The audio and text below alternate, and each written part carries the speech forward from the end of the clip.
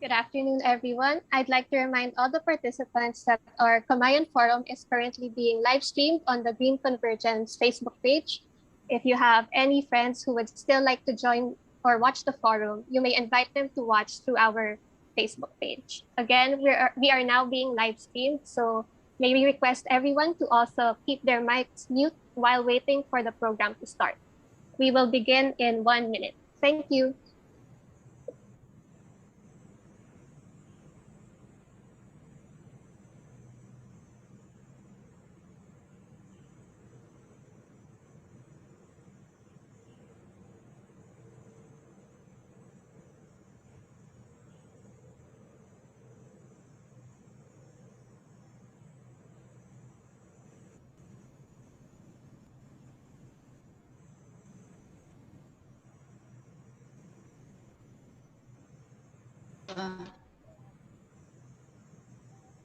Hmm.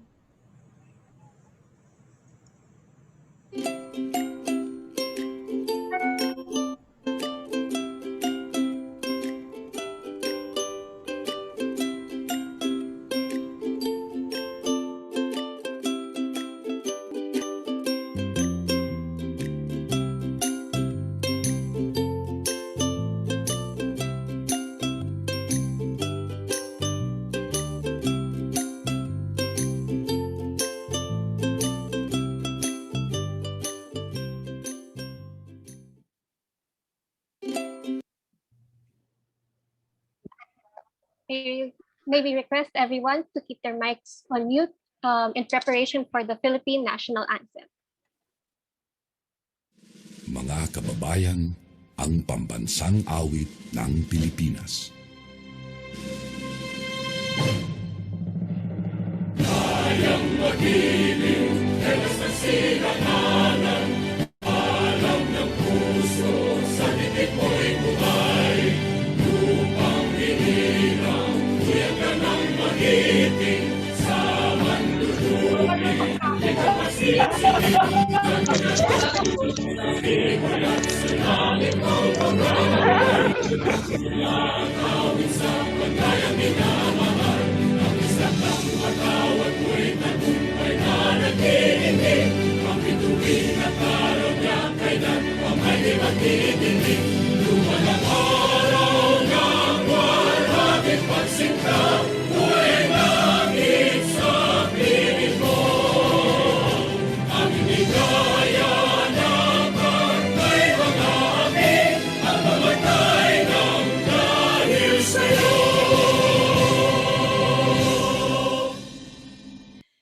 You have joined Kamayan para sa Kalikasan Forum. Let's quiet our minds and open our hearts for the opening prayer to be led by a board member of the Citizens Organization concerned with advocating Philippine environmental sustainability, or COCAP, Ms. Carmen Alviar.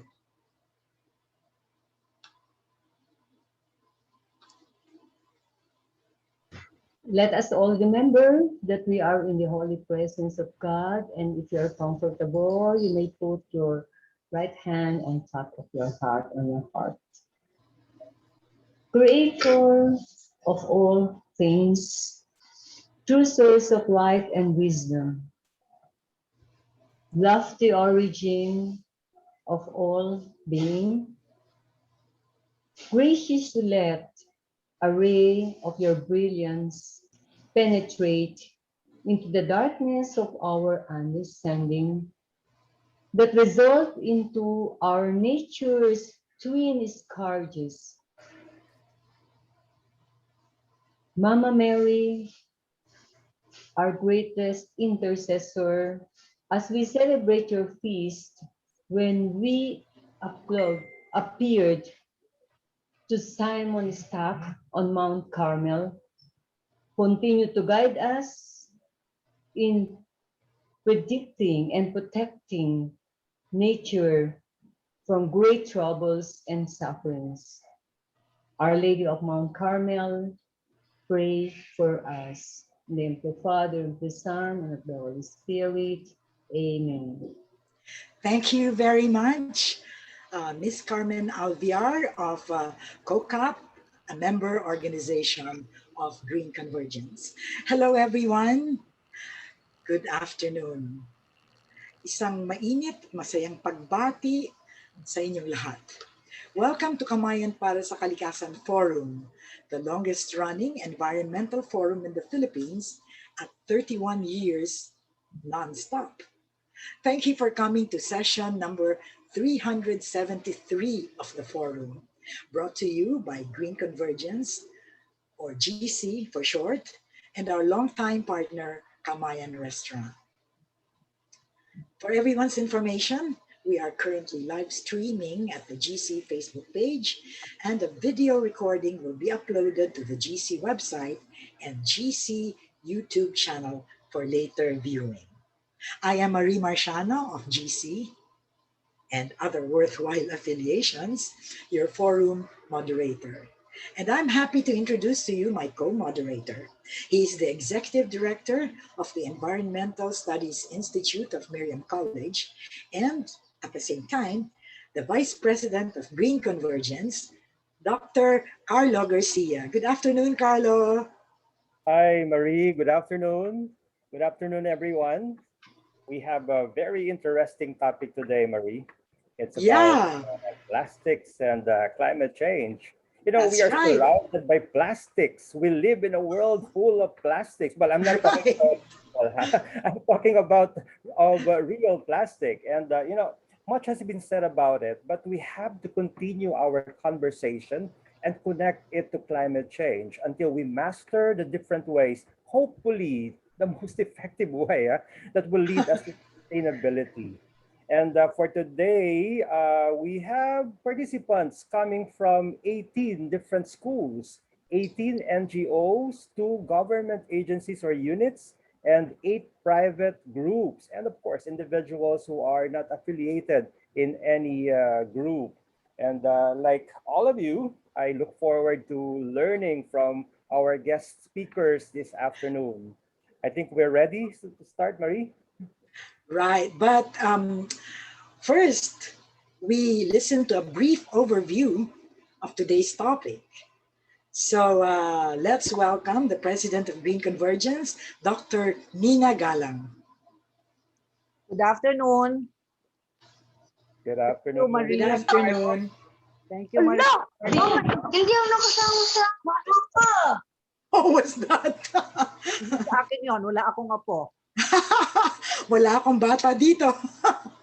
Yeah, welcome everyone, our usual attendees, our faithful core group, and those who are coming for the first time.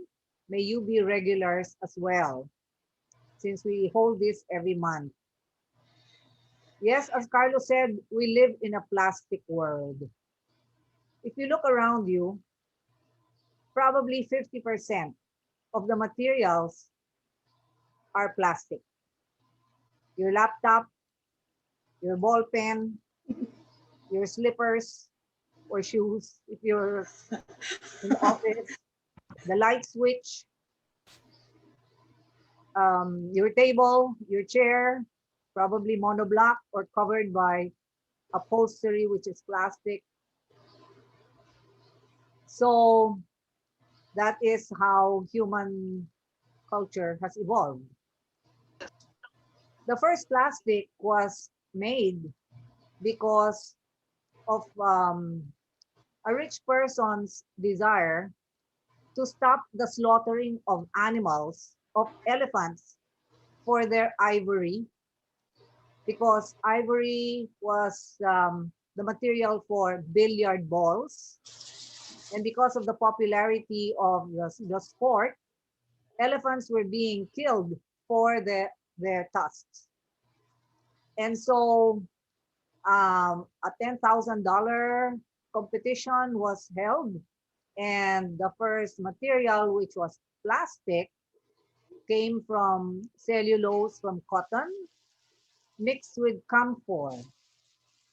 This material had plasticity, the durability that they desired, But this material was still from a natural um, organism, a plant, cotton.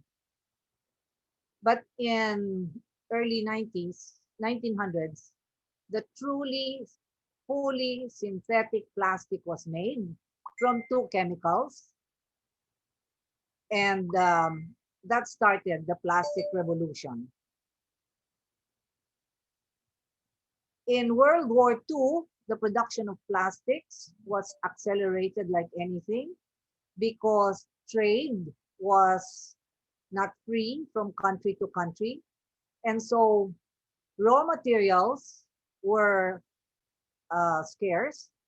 And so the chemical companies of various countries invented synthetics which could take the place of many natural substances. And now we have plastics for everything natural, cotton, wool, silk, wood, cement, concrete, sorry, and metal, etc. So there is the dilemma in a way. Do you use, do we prefer plastics which come from petroleum? About 30% of petroleum go to the production of petrochemicals, or many of much of them plastics. Or do we use natural materials, which can also be over exploited, so that you can deforest and you can make, you can take too much from nature, which is also a problem. So the very properties which make plastic effective for our use are also the properties which make it a problem. It's very durable. So once you throw it away, it does not degrade for hundreds of years. It's impermeable, so water does not go through it.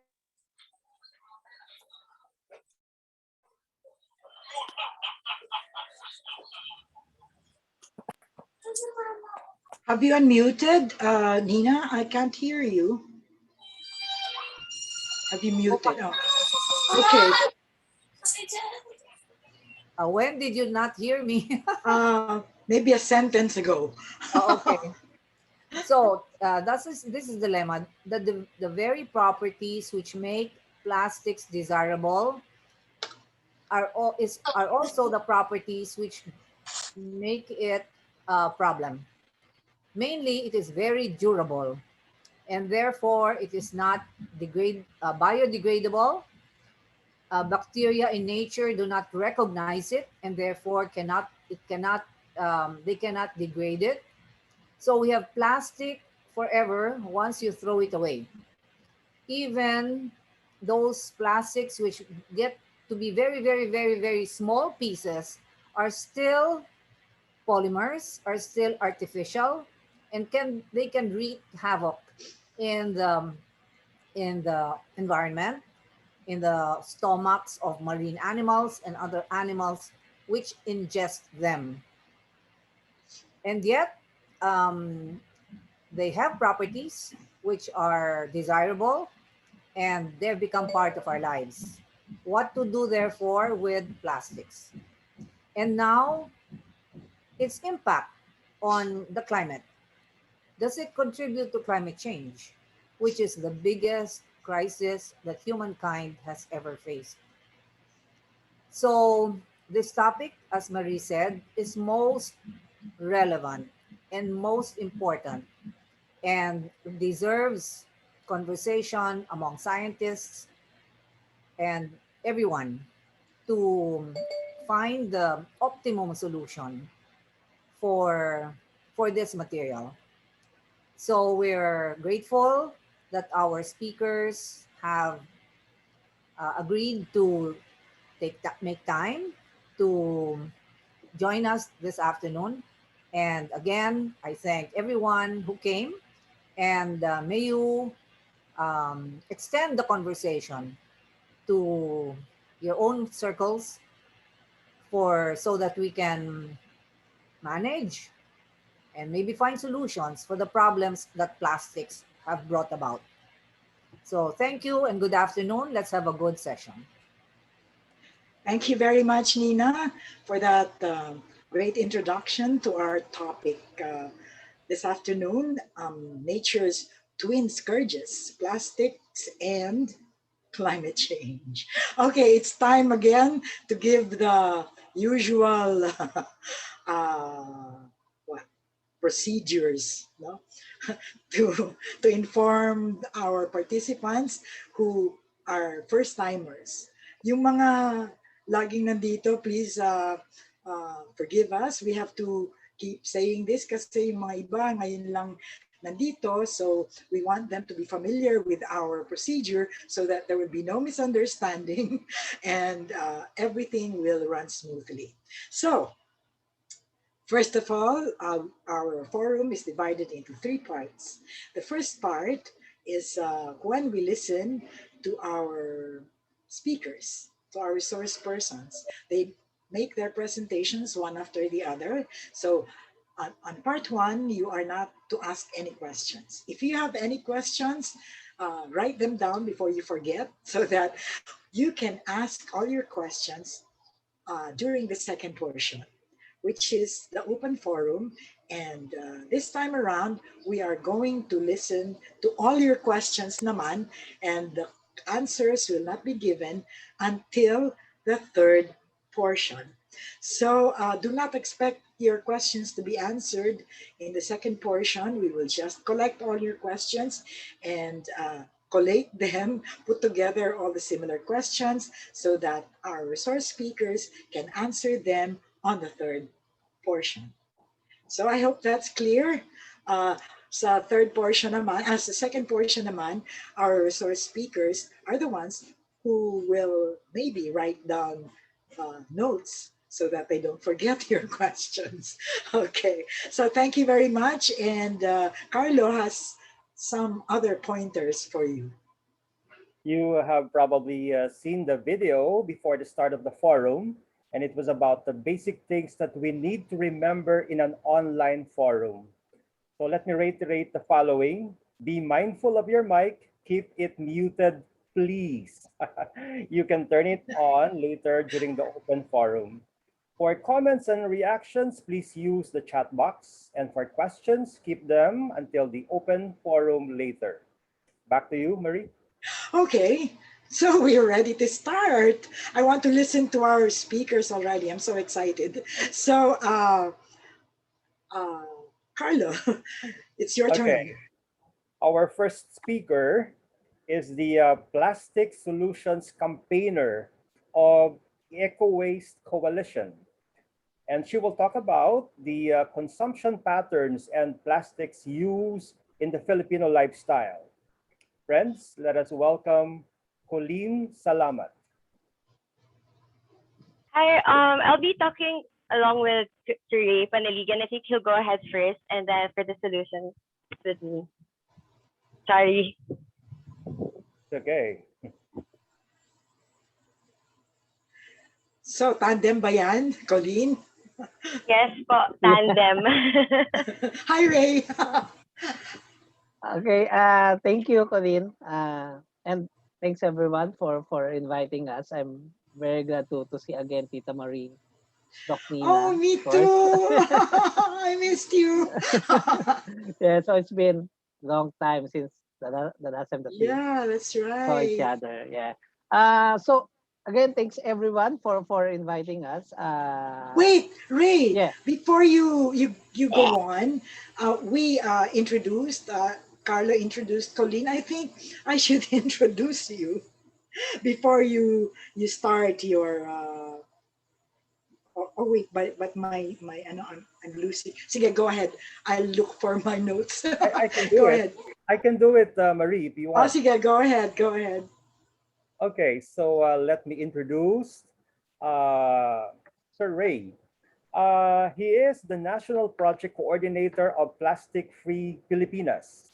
a collaborative project of 5 organizations, namely Eco Waste Coalition, Gaia, Asia Pacific, Greenpeace, Healthcare Without Harm, Asia, and the Mother Earth Foundation. He also holds leadership roles in different climate and environmental networks.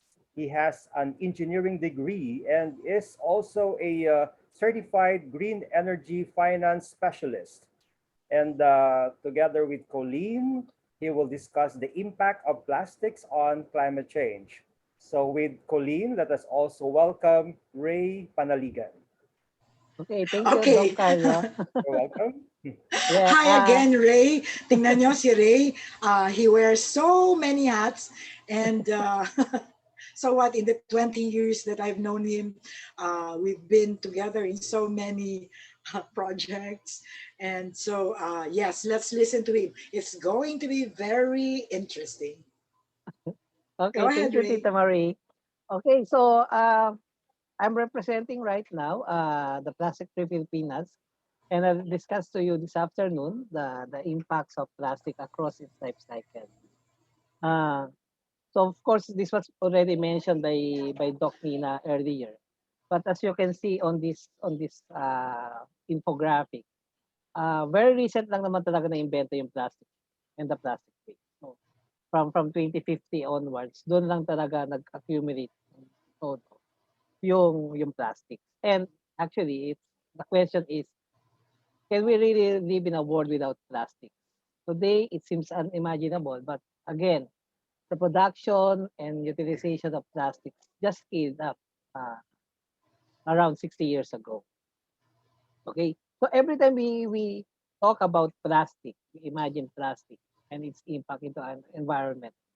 Mostly, we only see the impacts, or we determine only the impacts yung post-consumed na, or the plastic waste. So of course, we were familiar. It's cluttering the waterways. It's an urban blight. It causes floodings and so on. But in reality, plastic across its all life cycles do have impact. And actually, in every life cycle, meron GHG emission na nilalabas si plastic. So it's not only yung plastic waste itself, but from the very start of fossil fuel extraction, manufacturing, production, consumption, and of course disposal, and yung ongoing impact sa environment. In every stages ng product, it emits greenhouse gases. So I'll be sharing actually the secretary will be sharing to you this presentation. So this is one of a good book. So if you're really interested to know more on the impact of plastic and climate uh, in every stages, this is one of the good book that you can read. So again, GHG is produced in every stages of the plastic, and from the very start, plastic is a petroleum-based product. Uh, right now, there's a strong move that fossil fuels should move out of the energy sector on the transport sector. So malaki yung move ngayon sa climate movement na yung fossil fuel tanggalin na sa enerhiya at transport. Pero ang nangyayari ngayon, fossil fuel is moving into more plastic production just to offset that move. Kasi nga the energy space and the transport space is dwindling for fossil fuel.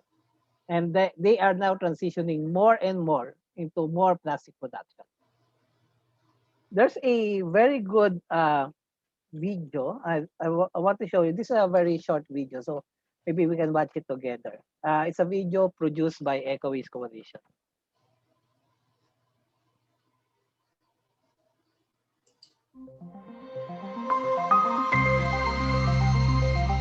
The use of plastic is deeply ingrained in our day-to-day lives, from being used as plastic bottles, to bags, to sachets, and even labo bags.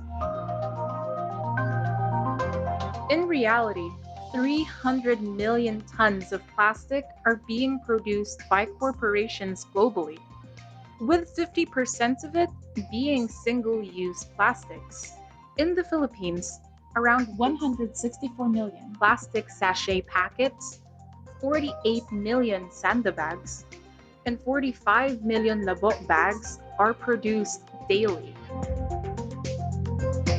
But as consumers of all things plastic, how much do we really know of the process that goes behind its production? First, raw materials like natural gas, oil, or plants are refined into ethane and propane. Ethane crackers are plants that make the first step in creating plastic by taking in fossil fuel chemicals and turning them into building blocks of plastic. More than causing harm to the environment, chemicals released by cracker plants are related to a host of serious health issues, such as increased rates of asthma, lung and respiratory infections, heart problems, fatigue and nausea, poor birth outcomes, and neurological issues such as memory impairment. In large doses over time, these chemicals can cause cancer. What makes this worse is that most cracker plants are built near communities that are low income and communities of color. Ethane and propane go through several more processes and treatments in the cracker plant, which eventually create nurdles, commonly called as plastic pellets. Nurdles, which are building blocks for all plastic goods, are tiny, persistent, and potentially toxic, especially to marine wildlife like seabirds, fish, and crustaceans. After nurdles are made, they are handled and transported to different countries in billions, and millions to billions of them can spill in bodies of water. 250,000 tons of plastic nurdles enter the oceans annually. Once plastic industries receive the nurdles, they are shaped and molded into the plastic products like bottles, packaging, and bags that we see now. Despite the glaring fact that the creation of plastic affects our planet and our people, plastic is still big oil's great hope for expansion. In fact, plastic production is still slated to grow 40% by 2030 and 20% by 2050. If you want to learn more about the serious impacts of single use plastics to our planet and the people, visit Eco Waste Coalition's Facebook page. Join our call to end plastic pollution in the Philippines by signing our petition at tinyurl.com/SUPBanPetition. Okay, thank you for watching that.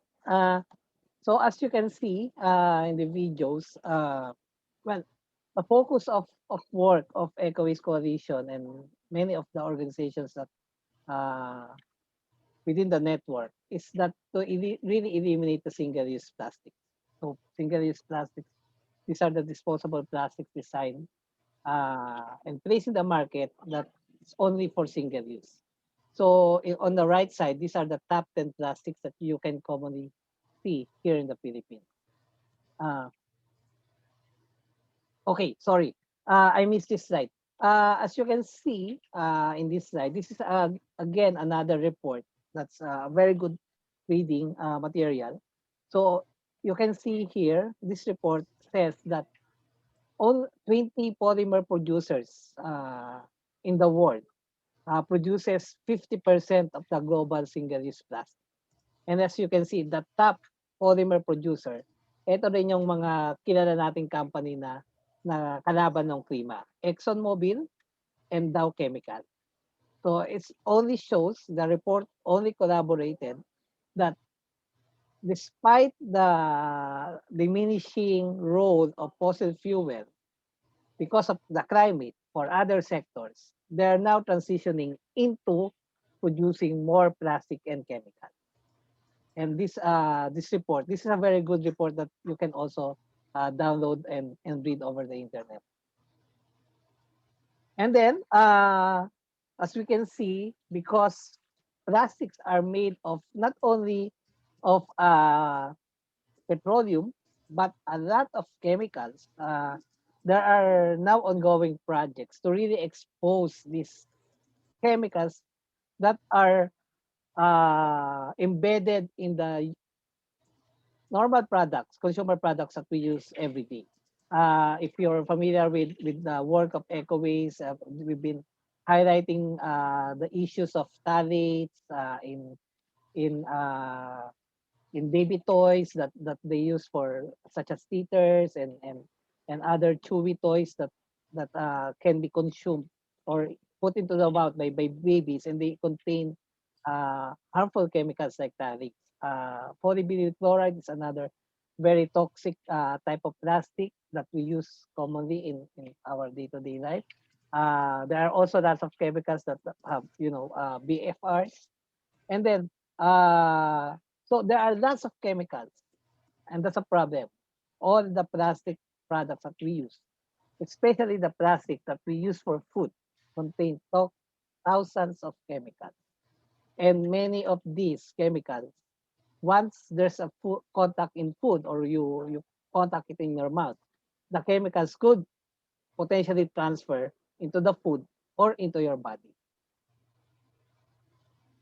So this is a infographic that what's happening right now, that the microplastic enters into the environment, into our fish, into our food, and also directly into us every time we use some of these plastic products, and that contaminated the food that we eat or the water that we drink. And then, of course, this is a bit more familiar for many of us. Plastic at the end of life or post-consumer products of plastic.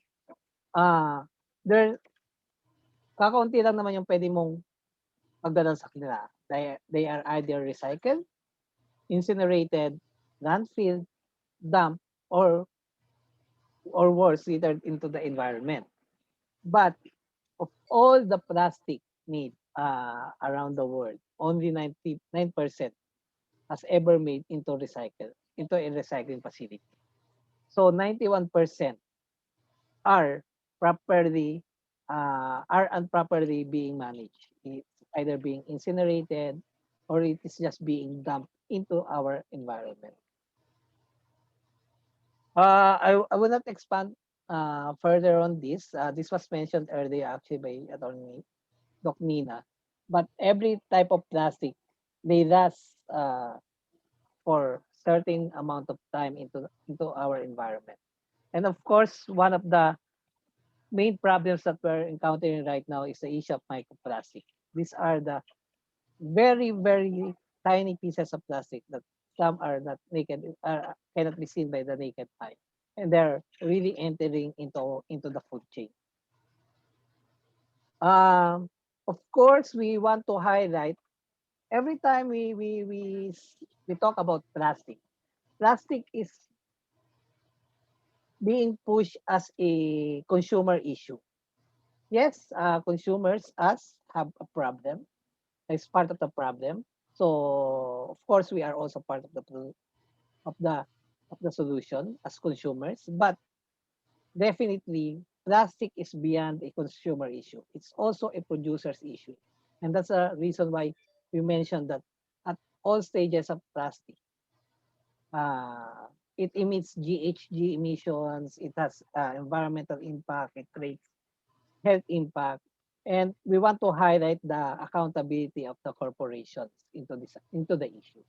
What you see here, these are the top 10 polluters. So every year, the Break Free from Plastic Network, EcoWaste Coalition, and the different organizations here in the country, we're doing this brand audit. So we're doing the cleanup, but we identify the brands of the products that end up into our rivers, into our seas, and as you can see here, the top 10 uh, corporate plastic polluters in the country for 2020. Many of them are transnational corporations. Nestle, Unilever, uh, P&G, Colgate Palmolive. So we want to also highlight that these corporations, these fast-moving consumer good corporations, should also be held liable to the end of life of their product. Hindi pwedeng lagi nang i-blame ang mga consumer. So our recommendations, and actually Colleen will expand further on this. Our work is really to institute a national ban on single-use and problematic plastic products. We really want to highlight yung accountability and liability on corporations. Much like sa climate movement, we want to highlight yung accountability ng fossil fuel industry, those big emitters, as we call them. That's also supposed to be the track also in the plastic. Kasi as long as there are so many plastic being produced, as long as we do not turn off the tap, patuloy na mag-flood yung napakaraming plastic products into our environment. And of course, we want to implement eco-friendly and alternative product packaging and delivery systems. And as part of our corporate work, we really want to impose high penalties to corporations for their plastic and waste pollution. So it's sort of a polluter tax. And it could also be calculated as a carbon tax. That every time a manufacturing industry, a production industry emits GHG or emits toxins into the environment, it has to be held accountable. And of course, we're supporting cities and communities adopt single-use plastic and packaging. So I think that's it, and Colleen will continue the presentation. Thank you.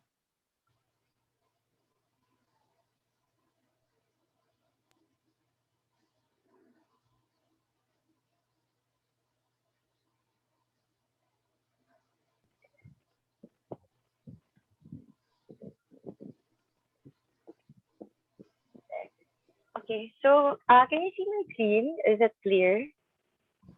Yes, it is clear. Okay, so for Eco Waste Coalition, we are a network of community, church, school, environmental advocates, and health groups. And our common goal is to end waste through promotion of environmental justice and stewardship. So before going on to the solutions to plastic pollution, I would like to discuss first yung mga tinatawag na false solutions or greenwashing.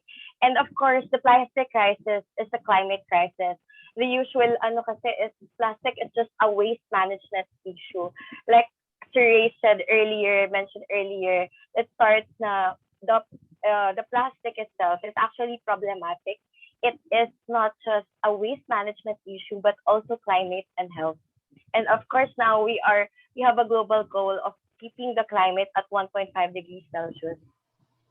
And so first, of course, we have to be aware of greenwashing, like bioplastics as destruction from the real solutions. And we know naman na we're going for a circular economy that now we are on a linear. This will just parang justify it.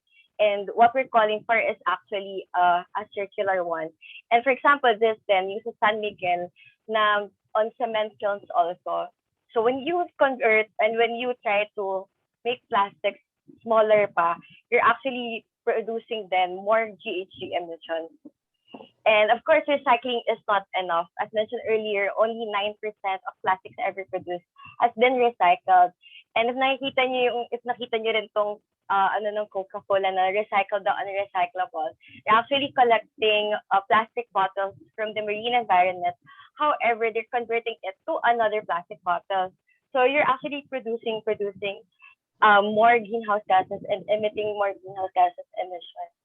And just yesterday, we actually filed a case versus the DNR on, of course, defending our Clean Air Act. We're rejecting the waste to energy or incineration. And as per Clean Air Act, the incineration is banned in our country. And if I'm not mistaken, only Philippines has the ban on it. Of course, we have to really implement our environmental laws. And like what Ray said earlier, we want to hold the companies accountable and liable. For years, these are the usual brand polluters. And if you notice, these are international brands, and the decision making is on them. Hindi naman sa ating third world countries eh. That's the misconception kasi before naman, diba dito sa Philippines, siguro po, naabutan po ninyo nung mga panahon ninyo na yung mga milk ay basta container dinideliver sa bahay na tinatakal yung mga oil.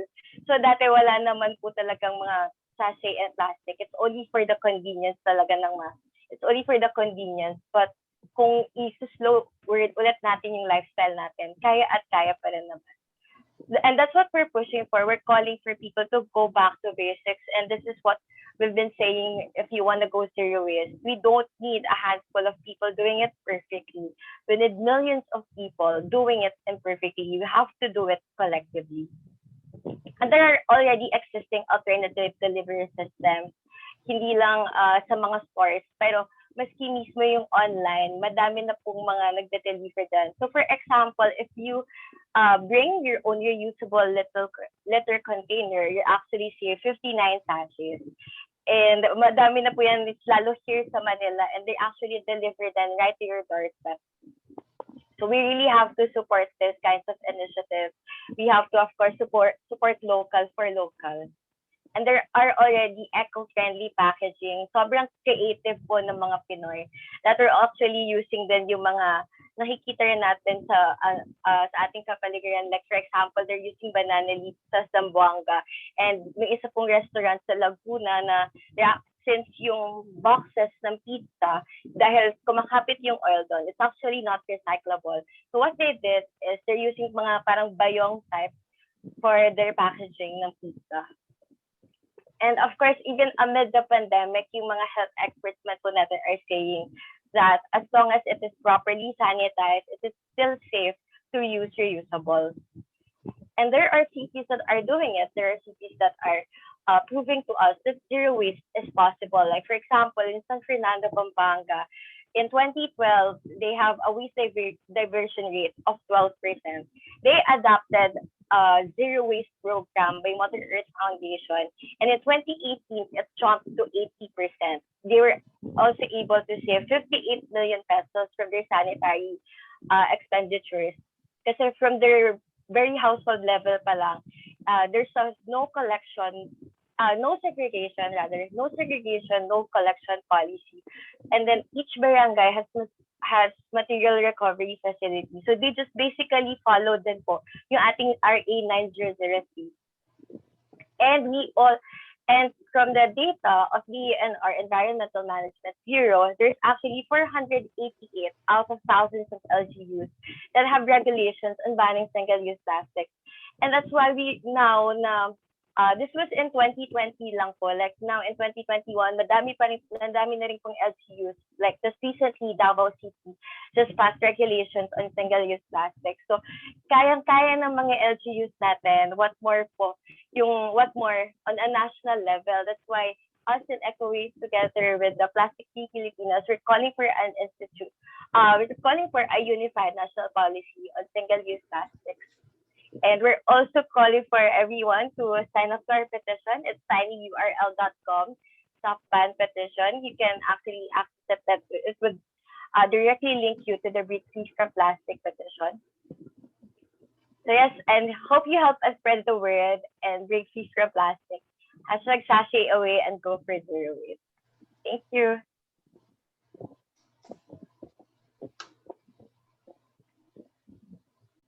Thank you, Colleen. Marie? Okay, I just had to unmute kasi bigla siyang natapos eh. No? Uminom pa ako ng milk tea. So, yes, thank you, Ray and Colleen, for that. I'm sure mamaya pupugin kayo ng mga tanong. So, yeah. Let's go to our next speaker. He is the son of the founders of Salai Handmade Products Industries Incorporated, a producer and exporter of quality handmade papers and their converted items. A graduate of Capital University with a degree of BS in Commerce and Management, he was sponsored by the Association of Partners for Fairer Trade Incorporated and the Department of Science and Technology's Technology Application and Promotion Institute, or DOST Papi, for the European Marketing Tour and Global Technology Search. He now leads the new generation of workers and artisans as the president of Salai Handmade.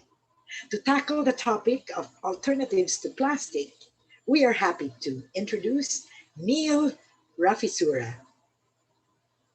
Good afternoon, Neil. Yes, good afternoon po, Ma'am Marie. Thank you for inviting me here. Magandang hapon sa lahat, to all the participants and to all the viewers sa social media. No, I'm going to share my screen now. Yes, okay. Go ahead. Okay. Let's see. Okay.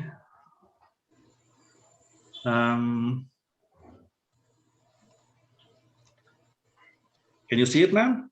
Yeah, no, not yet. Not yet?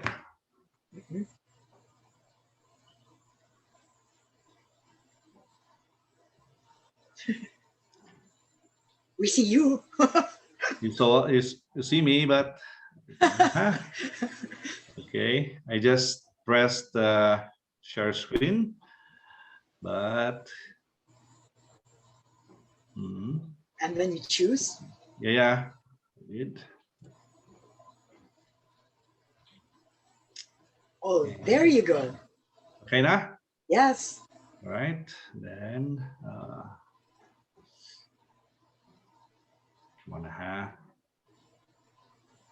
and I'll press this one or this. Oh, yeah. Okay. Is it moving now? Sorry, Yes, yes. I see the plant, the snake plant. Is it? Is it moving now, ma'am? Well, you have the first slide, I think. It says alternative to plastic, right? Okay, now it's moving, yes.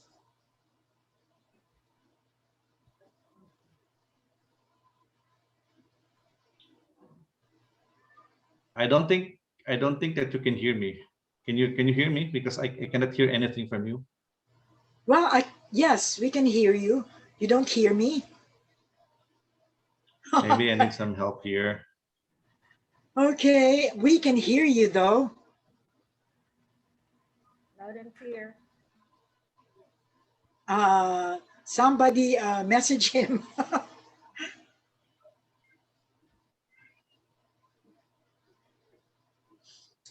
But he can't hear us.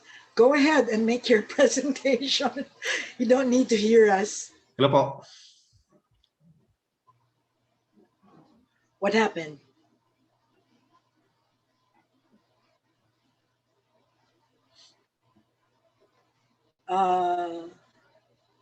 Yep.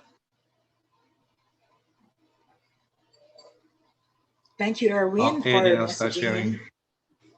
Okay. Okay, magandang hapon po. This afternoon I'll be talking about about some issues about using plastics, and then I'm also going to share to you all about our contribution and what we did here to curtail the use of plastic by using non-tree materials. Actually, I am no expert about plastics. I'm not an engineer. I'm a social entrepreneur, really, representing Salai Handmade. No? Oh, why is it not moving? Yes. We are actually a manufacturer and an exporter of handmade paper using abaca, and we are a social enterprise. There are about 100 people in our community, or in our group, and they are mostly women. So 60% of them are women, and they are young mothers, single mothers, out of school youth, farmers' wives. So yes, so then later on, I'm going to share with you on ano yung ginagawa namin, but right now I just would like to share kung ano yung na-research ko about the use of plastics. No? So,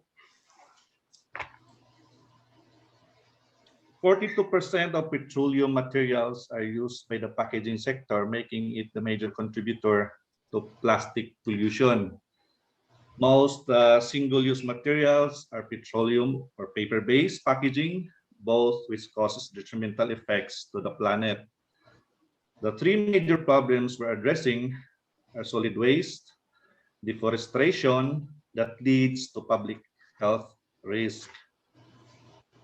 So ano pa yung diferensya? Today, I'll be discussing three types of materials commonly used to make packaging. Then I'll begin with plastic. No? A conversation about plastic pollution should be a thing of the past, but here we are again. No? As you might have heard, most single-use plastic packaging is non-recyclable, meaning most of it ends up in our environment. This has many detrimental effects, and for one, plastic is made from non-renewable fossil fuels.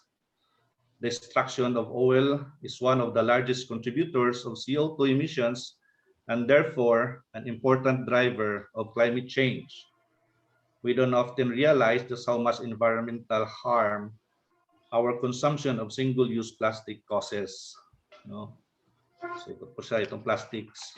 Now, so the actual manufacturing process in which the oil becomes plastic also produces CO2, further contributing to climate change. And then finally, when it comes to its disposal, there are so many different types of plastics, but single-use plastic is often non-biodegradable, and depending on which type, it may even leach carcinogens, affecting human health. Now, these plastics wind up in our waterways, polluting our rivers and oceans. Now, and sometimes this ultimately has devastating effects on our marine life. But the effects don't stop there. They break down into microplastics, which enter our food web through the fish we normally eat. And the effects of these on our bodies has unfortunately not been extensively studied. As the previous speaker have said, no, this has some relationship to it. But we have another problem that hasn't gotten the same momentum as fossil fuels, and that is the shift of packaging to paper. It requires us to cut 3 billion trees every year for a product that we use for a very short amount of time. It uses 25 times more water than plastics in production, and less than 5% are being recycled due to the plastic lining. It causes deforestation, which is one of the main problems, which us personally are passionate on highlighting. No? So, but there are other solutions that are available in the market as we speak. We have packaging made from natural fibers. In fact, marami na po lahat. Marami na pong gumagawa, no? In fact, itong pineapple leaves are being used as cup holders sa ibang coffee shop, no? So, pwede po siyang gawin. Though water and energy consumption is currently high in processing these materials, if you look at the bigger impact of solid waste from plastic and deforestation from paper, it offsets the overall impact of production compared with the compostability of the material. And since we only use byproducts of the food industry, it doesn't require to cut down trees or promote monocultures, which then leads to a bigger headache. From mass deforestation and wildfires to flooding, we just have started to see the impact of these phenomenons, and the people start mass migrating, which this will ultimately result in more chaos. Now, we at Salay Handmade actually believe that if we shift our focus to natural fibers, as one of the alternatives, our solid waste will drastically be reduced. We also have sugarcane, corn, wheat, abaca, and areca palm leaf, to name a few. So after extensive research and development, of course, with our partner, with Dorori Technology also, we are working with these different materials, and we have concluded that abaca and areca palm tree are the two most sustainable materials available in the country. Not only is abaca the most abundant in the Philippines, but it's also help us achieve our main goal of promoting a circular economy that promotes and protects the source of the product to the end of its life. No, this is just a slide showing the number of metric tons mga waste natin sa global scale saka sa Philippine scale in 2016 and 2020.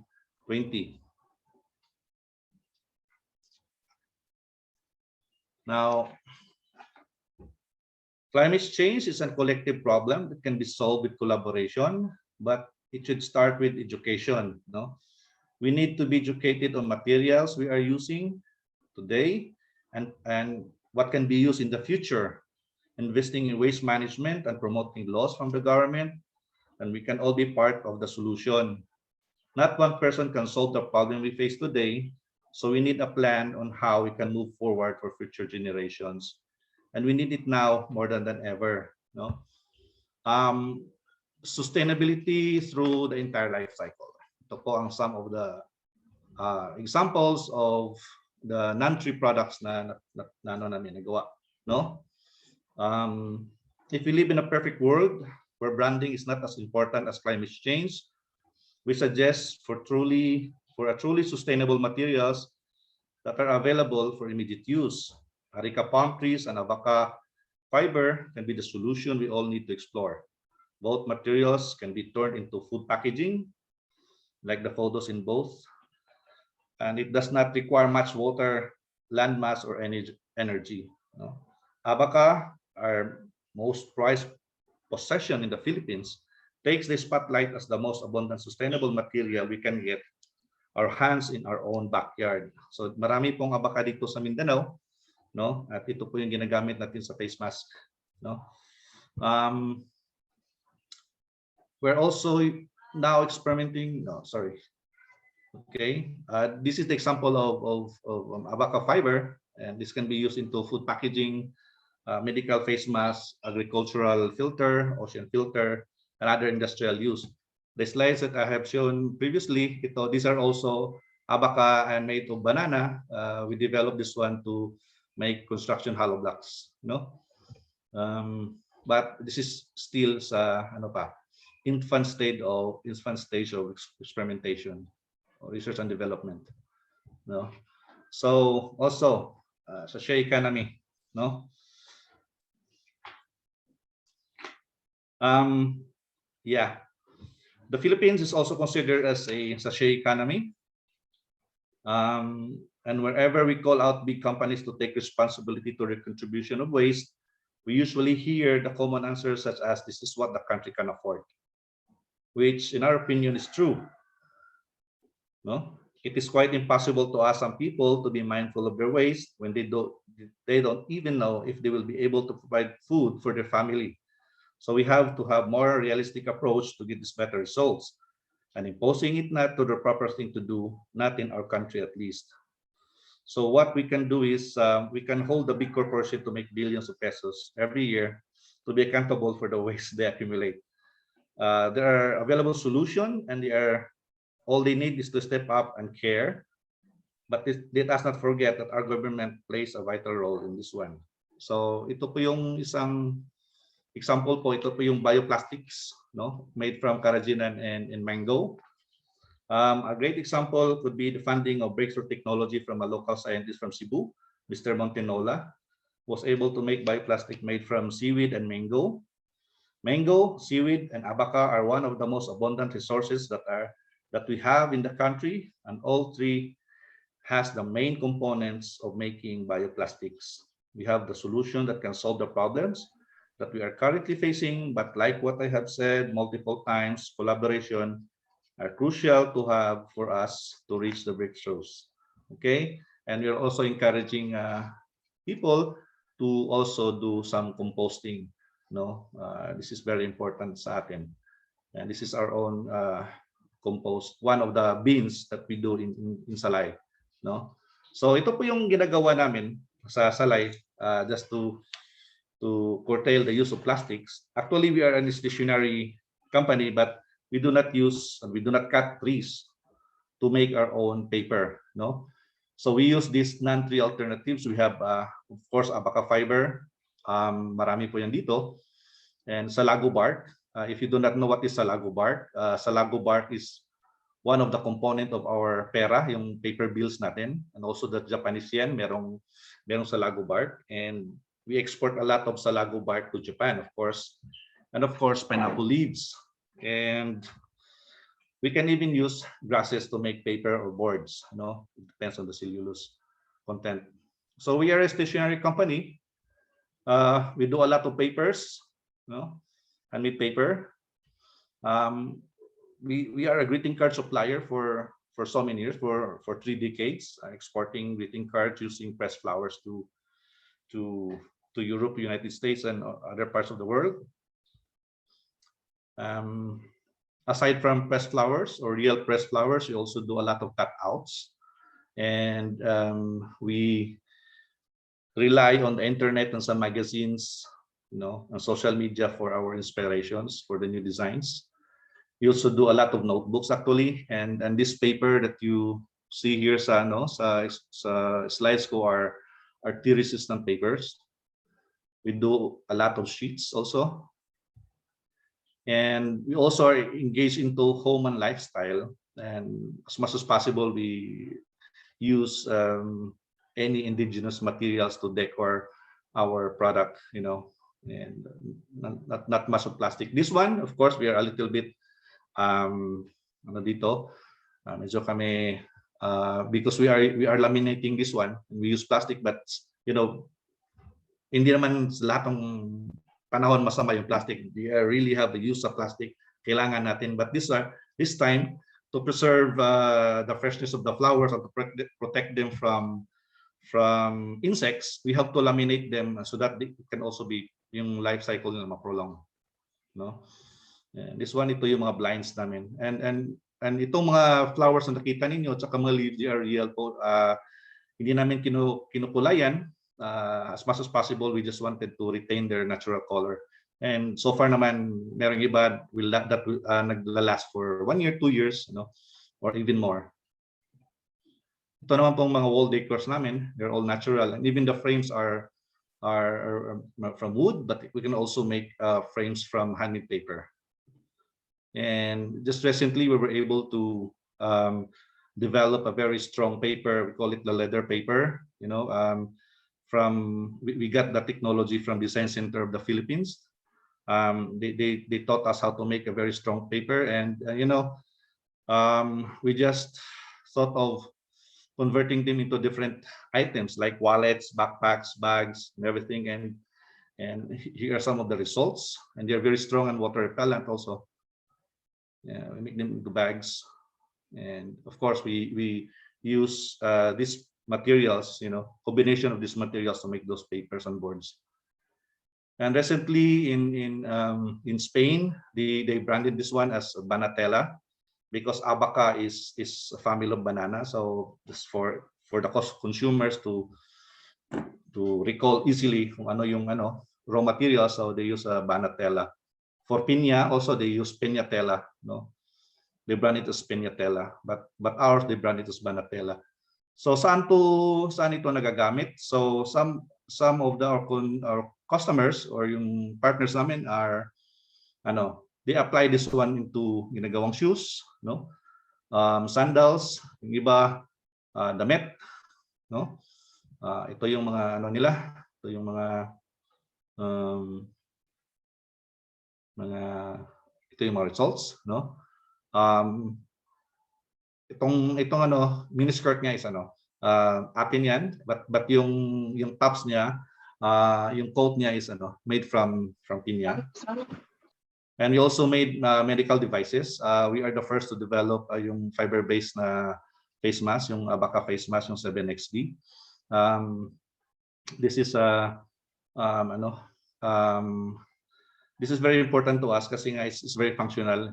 And this has been tested, and later on meron kasi siyang nag-evolve siya, and I'm going to show it to you. We call, by the way, this medical itong face mask na to as people's mask, and there were a lot of inquiries during the pandemic and even now.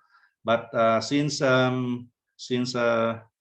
we have to innovate further, so we made another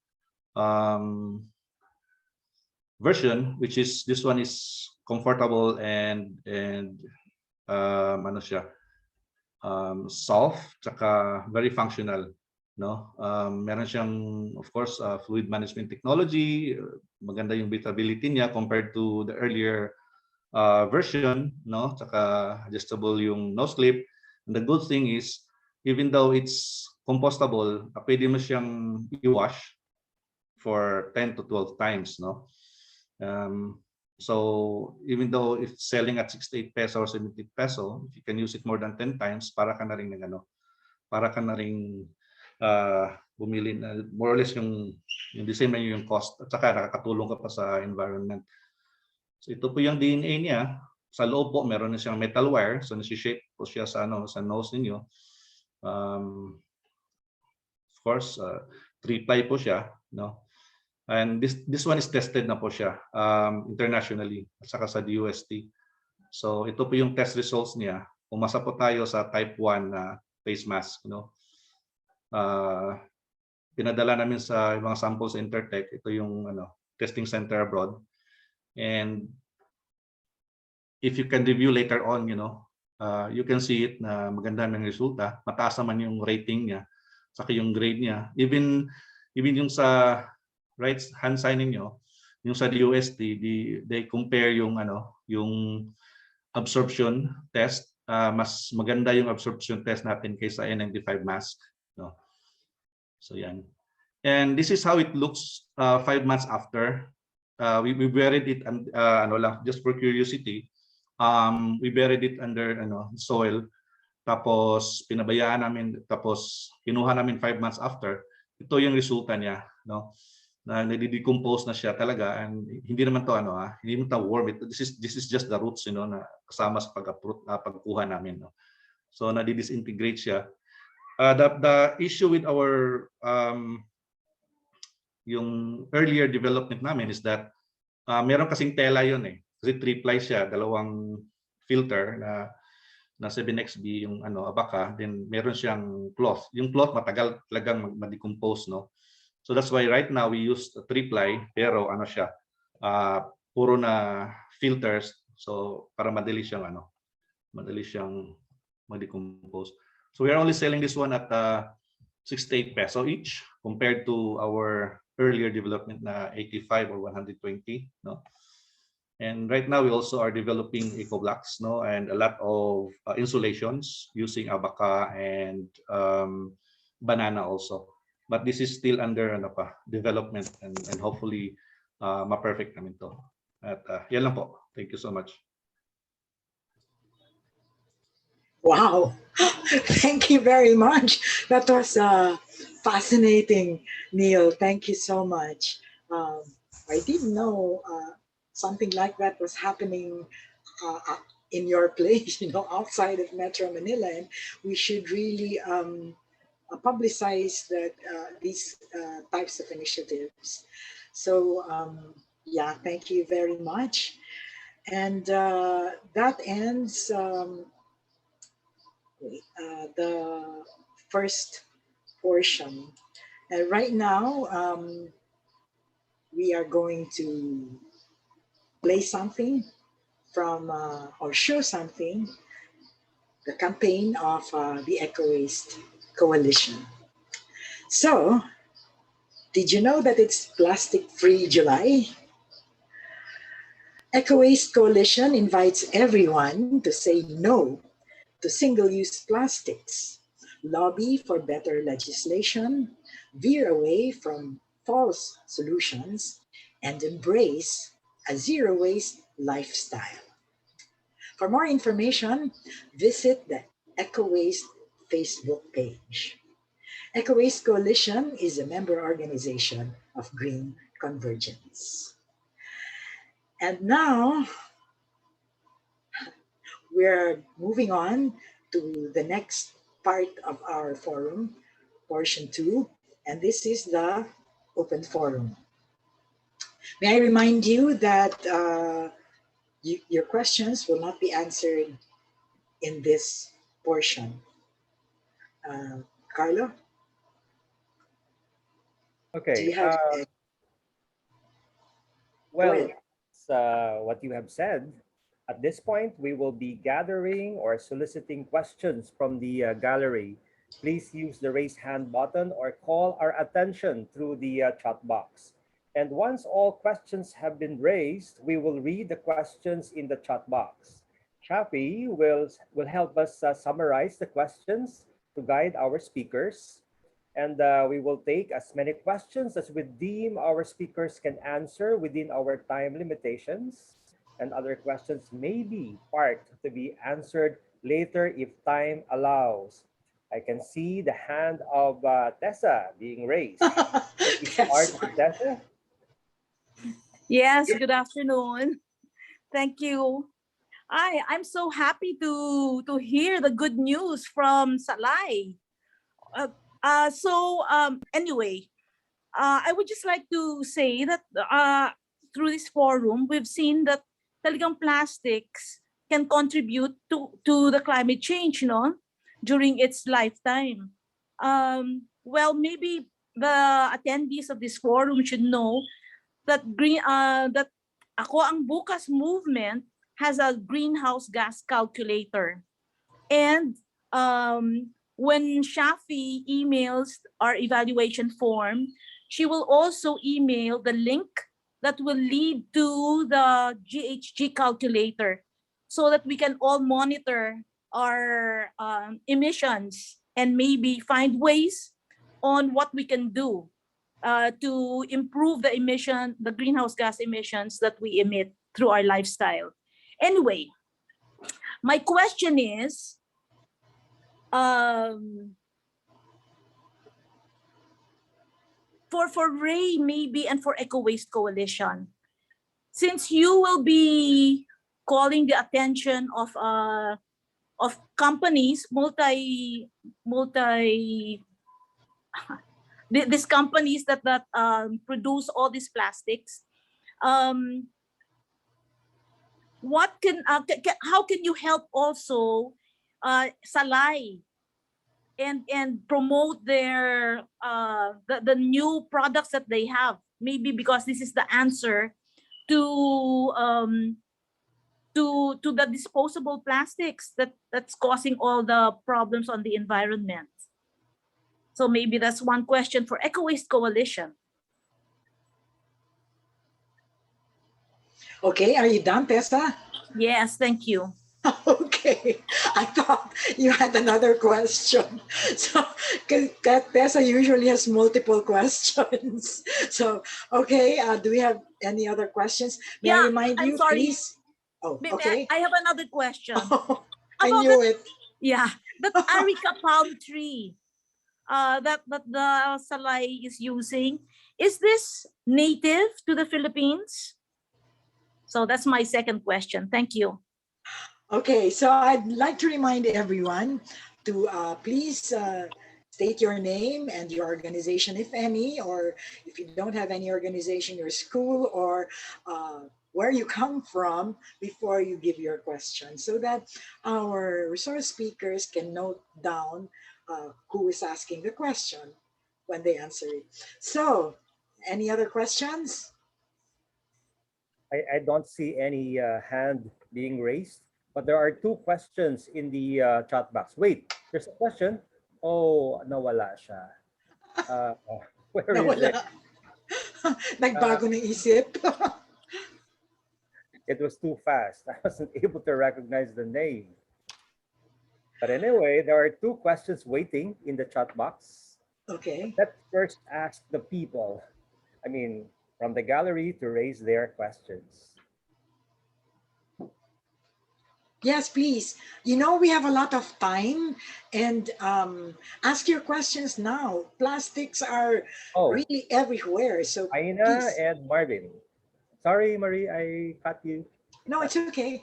Yeah, There are just go ahead. questions from Faina and Marvin. Let's start with Faina first. Good.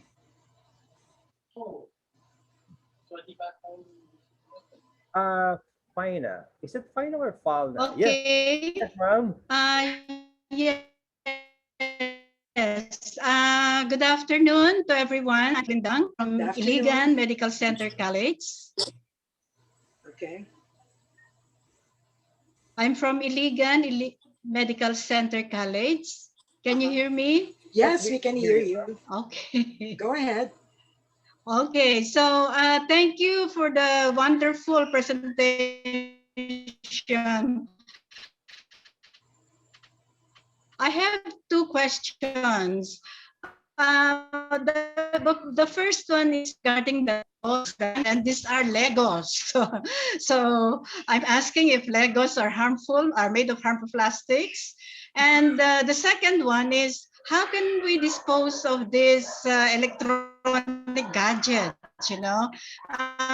Hindi na natin mag-gadget. May bang tuition or a way or paano natin mapadala ba yan? Or para ano they're also made of plastic. They they harm our environment. So yun ang dalawang tanong ko.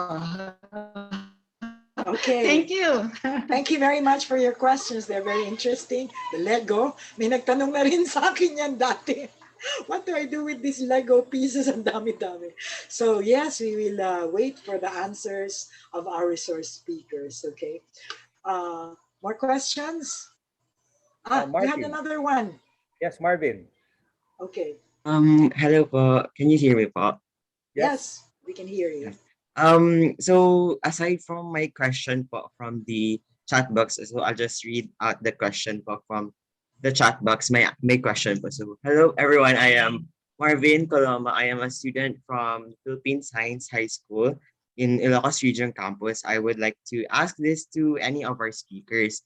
So from a research or researcher point of your perspective, what are certain aspects, points, or like things we as students can further investigate on or can research on for the goal of providing a feasible solution to the environmental issues that concerns plastics and also the subsequent problems it causes. And for my second question, actually, I would like to ask if there are current efforts made by any government agencies to control, lessen, or even penalize the use of excessive use or production of plastics that are uh, produced or made from fossil fuels or other non-biodegradable or materials po. Yan po. Thank you. Okay. Thank you. Thank you for those questions from a young man. It pleases me that young people are interested in saving our environment from plastics or from other forms of harm. So, okay, think about other questions because today we have a lot of time to take your questions. May I? Sure. Okay. Go ahead. Okay, Amina Galang. I would like to ask Neil about the source of your abaca, banana, etc. Your raw materials, no? Do you have plantations or do you gather in the wild? So I'd like to know more about how you sustain the materials, no, the accessibility of the materials. And then I'd like to ask the Eco Waste people, yung medical sachets or the plastic where pills are packaged, you know, our vitamin C, our vitamin C, no? Okay, those are plastic, right? Right. One of the collectors, Linis Ganda, collects collects them, this packaging. I don't know where it is recycled. However, another collector, kasi in our subdivision, sometimes they change collectors, no? Another collector does not buy them. You know, I don't collect them to sell, but just to make sure that they are recycled. For me, if they buy it, it means they will resell it, and therefore it will be put to good use or recycled, no? So, um, is it not known where among the recyclers, among the junk dealers, where such waste can go for recycling? Um, there are some wastes which are gaps in our zero waste campaign. We want to have everything recycled, but not everyone knows, even among the junk dealers, where certain items, certain packaging can be brought for recycling. So I'd like to know more about the recycling industry in that sense. Yung mga gaps na ganyan. So those are my questions. Thank you. Yeah, those are good questions. Yeah, boy, this is getting more and more interesting. Nanganak ba ng questions yung mga narinig niyong questions? Let's see some hands. Quick, think of questions. There's none, but the question of Carmen in the chat box, it's similar to the second question of Marvin. Carmen is asking, how can the excellent recommendations of the first speaker reach the government? And there are still two other waiting questions in the chat box. If you will allow me, Marie, I can read them now. Yes, sure, go ahead. Okay, this is from Ronald. His question is, if there is any microorganism that can break down plastics. And then from Baby, how can we, as an organization, help and network with your groups? And from Green Party of the Philippines, Sir David, we really need to consolidate and unite so that all of us can patronize these products and even reach out to more people. It is only by patronizing alternatives can we create a change other than government legislation. Nice comment. Okay. More questions, comments, recommendations, suggestions from the gallery? Speak up. We want to hear from you.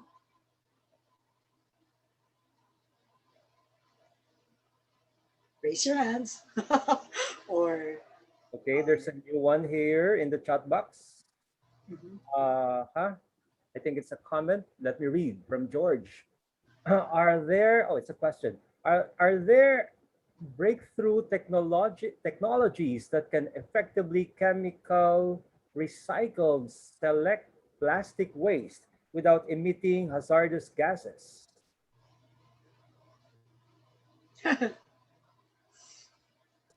Okay, madami, sabi ko na nga ba eh.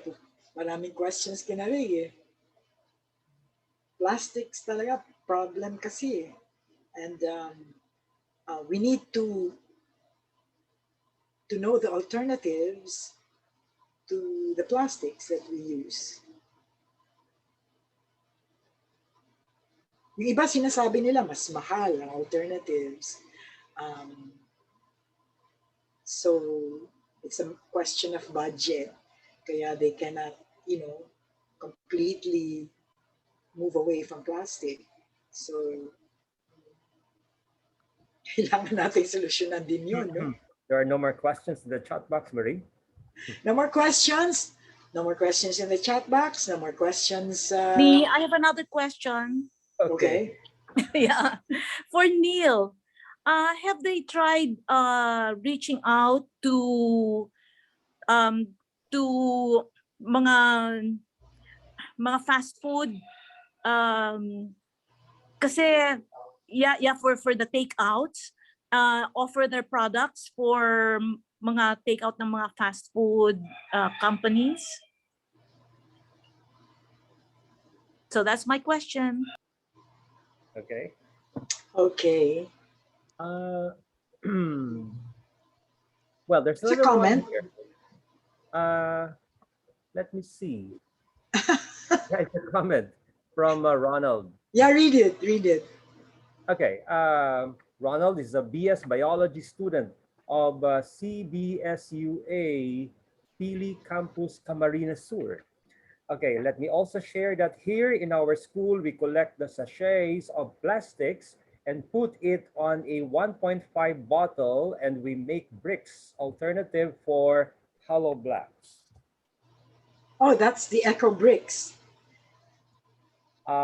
Inday is raising her hand, Marie. Oh, go ahead, Inday.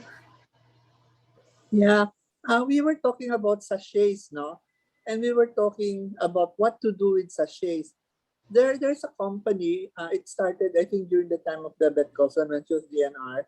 She connected companies that use sachets with this company that produce what they call eco bricks. The bricks are stronger, they're cheaper, they incorporate the sachet. They grind them and then they incorporate. So that's one use for it.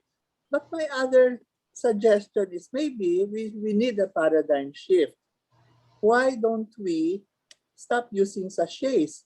Why don't we develop a culture of reusing our containers? Like people with limited budget, you give it to them cheaper, the same amount, but cheaper because it does not include the cost of sachets. Right. Yeah. So actually, there are some places that have started to do it, and we have actually started to, well, we have encouraged the Quezon City government to start it in the city. So the project is ongoing now. We have a pilot where we chose specific products that will be sold by the sari-sari stores cheaper, provided that the person bring their container. So what we can do is we can encourage everybody, including the production companies, like, you know, Unilever and all of that, to have what they call like pumping stations, refilling stations, and to encourage everybody to do it that way and make it cheaper for people, so it's savings. They get more of the product for less money that they pay for. That's right. Yeah, that's a very, that's a really good suggestion, because I remember Inday, when I was little, we used to go to the store carrying container to buy suka, patis, mantika, and we used to return the soft drink bottles. That's right, and you get money for it. They return your deposit. Yeah, in fact, our project is starting that way. We're starting with Toyo Suka Patis because that's an everyday household necessity. Yeah, it's really cheaper. Then they just reuse their containers. Yes, we're starting because it now in Quezon City. Yes, because you're paying for the sachet actually. Right. Yeah, and then it goes into the dump site, and it's very hard to reuse. So even the eco bricks, which are, you know, you stuff the bottles, they don't have the same strength, and they don't have the same usability. And in the end, they themselves will be the problem. Because they're still plastic. Yeah, so this is one case where remove the problem is a solution.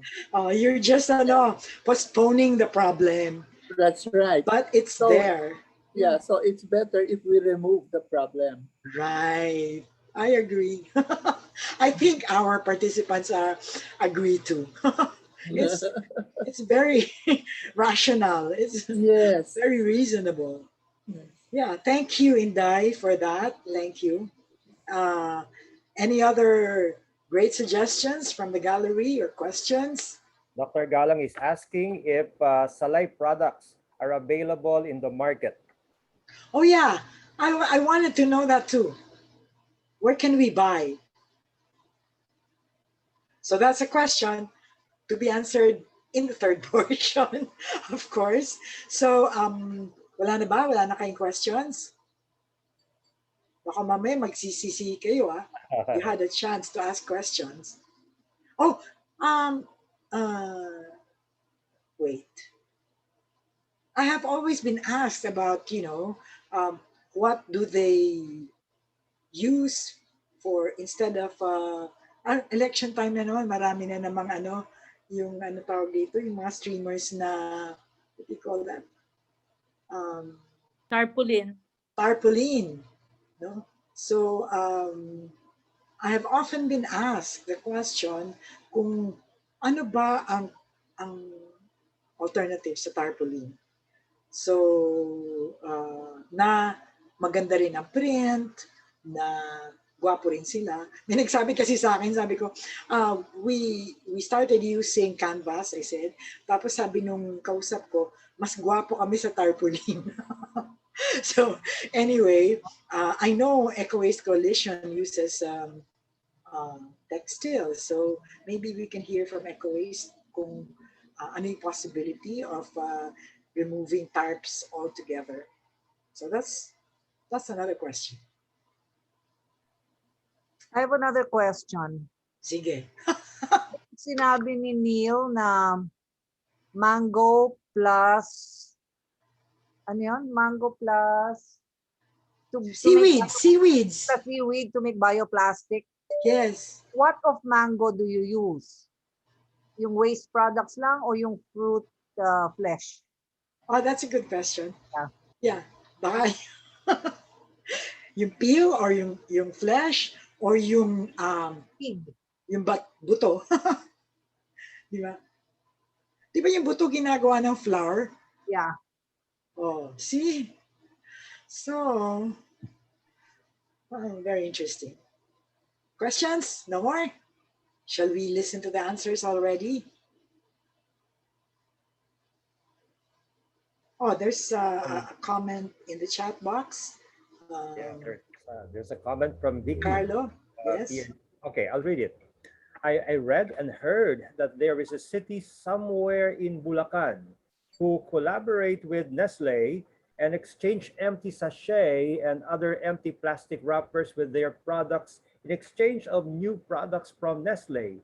How can we enforce them nationwide if we cannot stop the sachet culture and plastic wrappers from or using as container of products? From Vicky, CNU.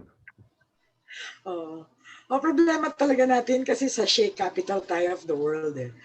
Everything is in sachet. Imagine even ketchup, even mayonnaise, even everything is in sachet. Of course, shampoo and even toothpaste. Think of anything. Mabibili mo siya sa sachet. So sachet culture. Kaya nakakalat lahat ng sachet sa beach, sa everywhere. So no more questions? No more in the chat box, Marie? No more, and no more hands raised. Going. Gone. So now we move on to the third portion of Kamayan para sa Kalikasan Forum, and we are going to ask our resource speakers to answer the questions. Okay?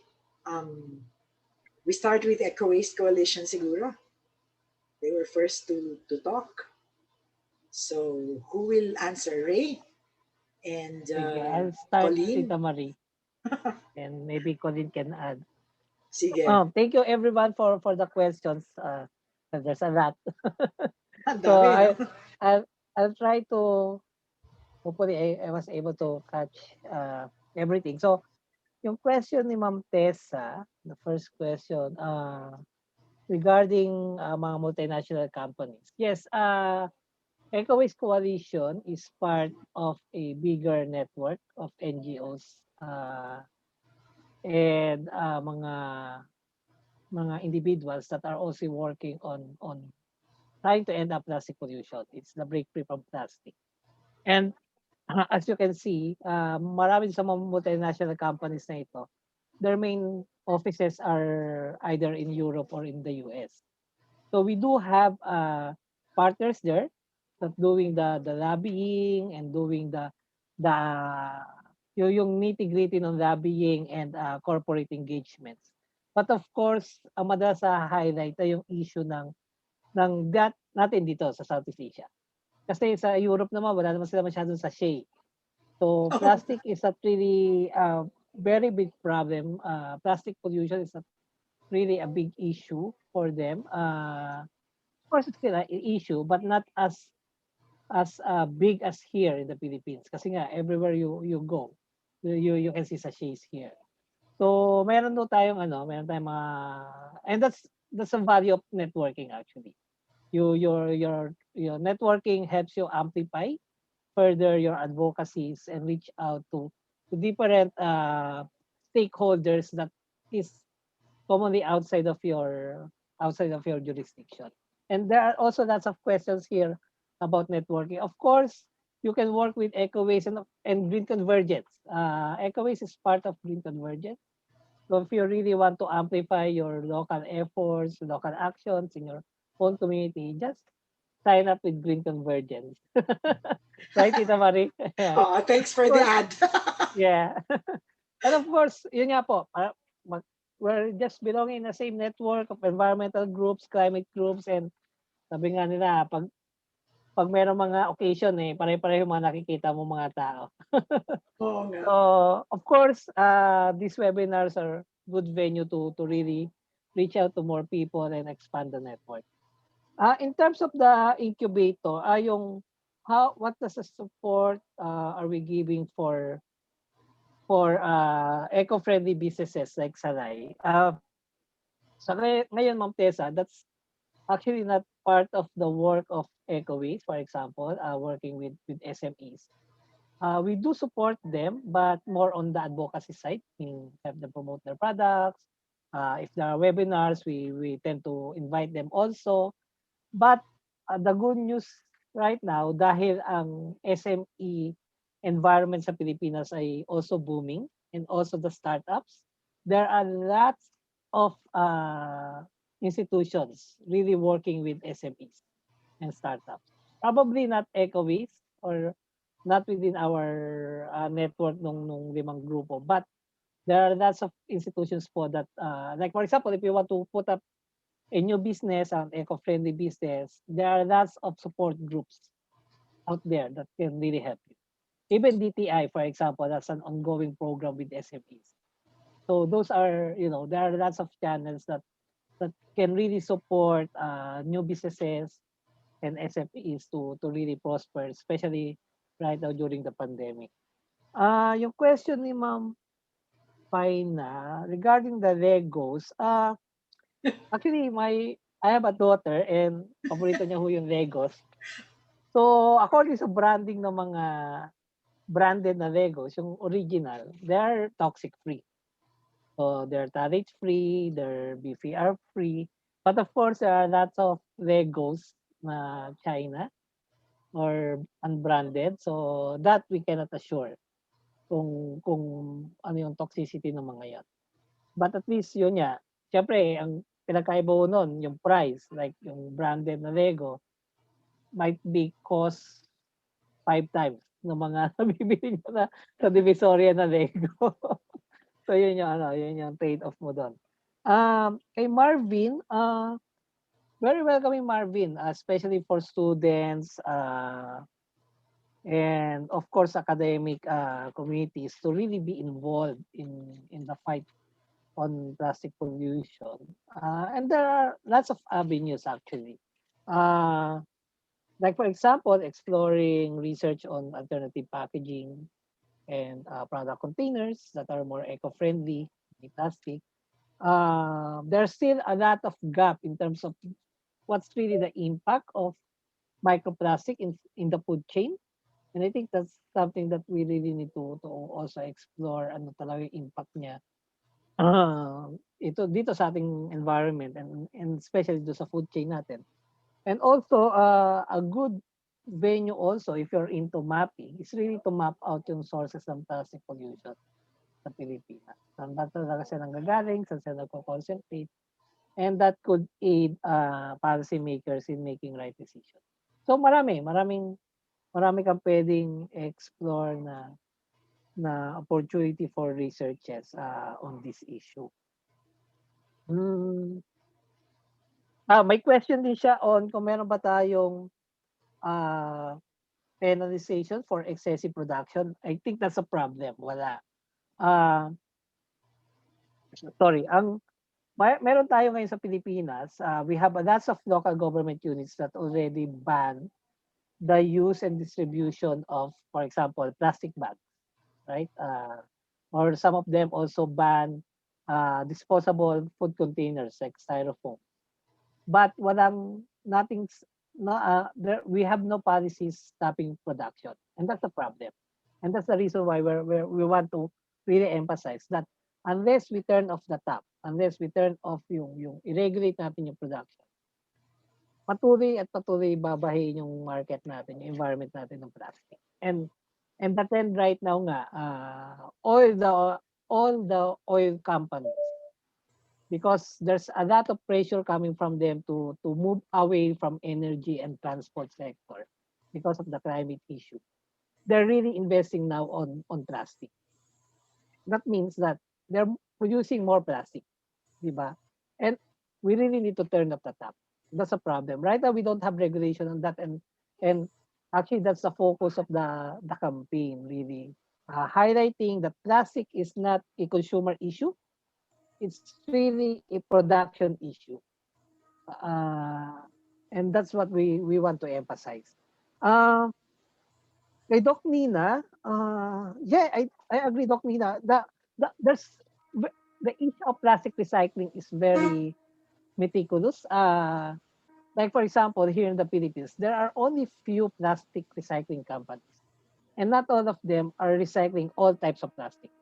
The problem with recycling is really that you cannot combine all type of plastic. Di ba? There are different types of plastic, PET, HDP, LDP. So you cannot, if you're into a recycling, you can only recycle one type of plastic. You cannot combine all of them and do a recycling. And the other issue with the plastic recycling is that because of what's happening right now in the trend in the oil companies, some there are lots of times that virgin pellets are cheaper than recycled pellets. So there's no incentive to do recycling kasi mas mura yung gumamit ka ng bago, 'di ba? Even if you're into a plastic recycling, and of course plastic recycling is very tedious. Marami silang kondisyon. Kailangan that's clean, there's no food, there's no contaminants. Kailangan lilinisin mo pa lahat ng mga plastic bago nila i-recycle kasi nga to remove all the contaminants. Yung process of recycling is a very tedious process. It's not an easy process. And then pag meron kang recycling pellet, in the end hindi mo rin siya mabebenta kasi mas mura yung virgin pellet, 'di ba? So there's no incentive right now to really do recycling. And that's a problem, actually. Unless we have probably a national law that sets that all plastic products should have a certain percentage of of recycled pellet on it, probably that will help the recycling industry. But for now, hindi. There's no high incentive. No. And you also have a challenge of logistics. Like for example, most of the recycling companies are here in Camanaba area, in Metro Manila. How do you get the plastics from as far as, for example, Visayas or Mindanao? There's no really very incentive. Like even the hard plastic na high value like PET, HDPE, sa mga isla, tinatapon din lang yan. Kahit yan ay high value. Kasi there's no incentive to really recycle them. Meaning, transport them back to Manila and for recycling. So that's the problem with recycling. And that's the reason why, dun nga sa data natin kanina, only 9% of all the plastic produced around the world are really recycled.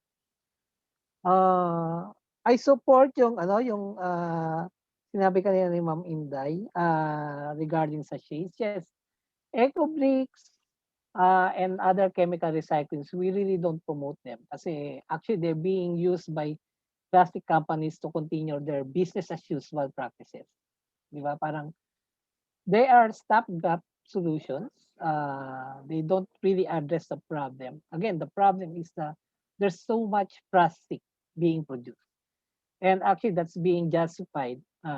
Those activities are justification by the by the consumer companies, by the oil companies to produce more and use more plastic.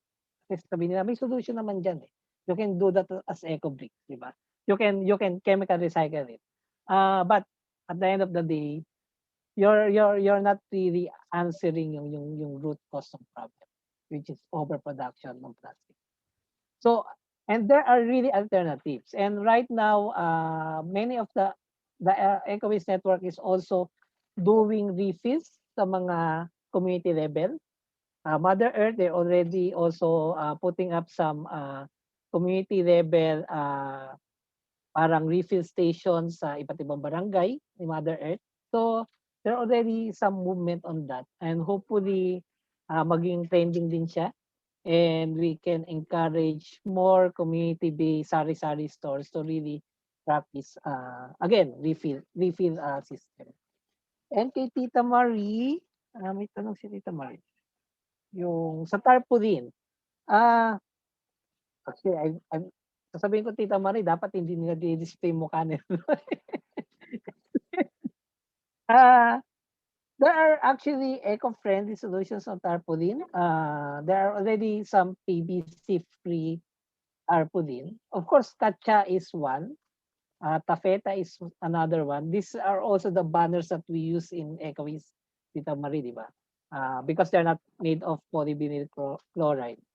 But there are also tarpaulin na PVC-free na lumalabas na rin ngayon. So there are more eco-friendly. They're not toxic, but of course, they are more expensive compared to sa ordinary tarpaulin. Okay?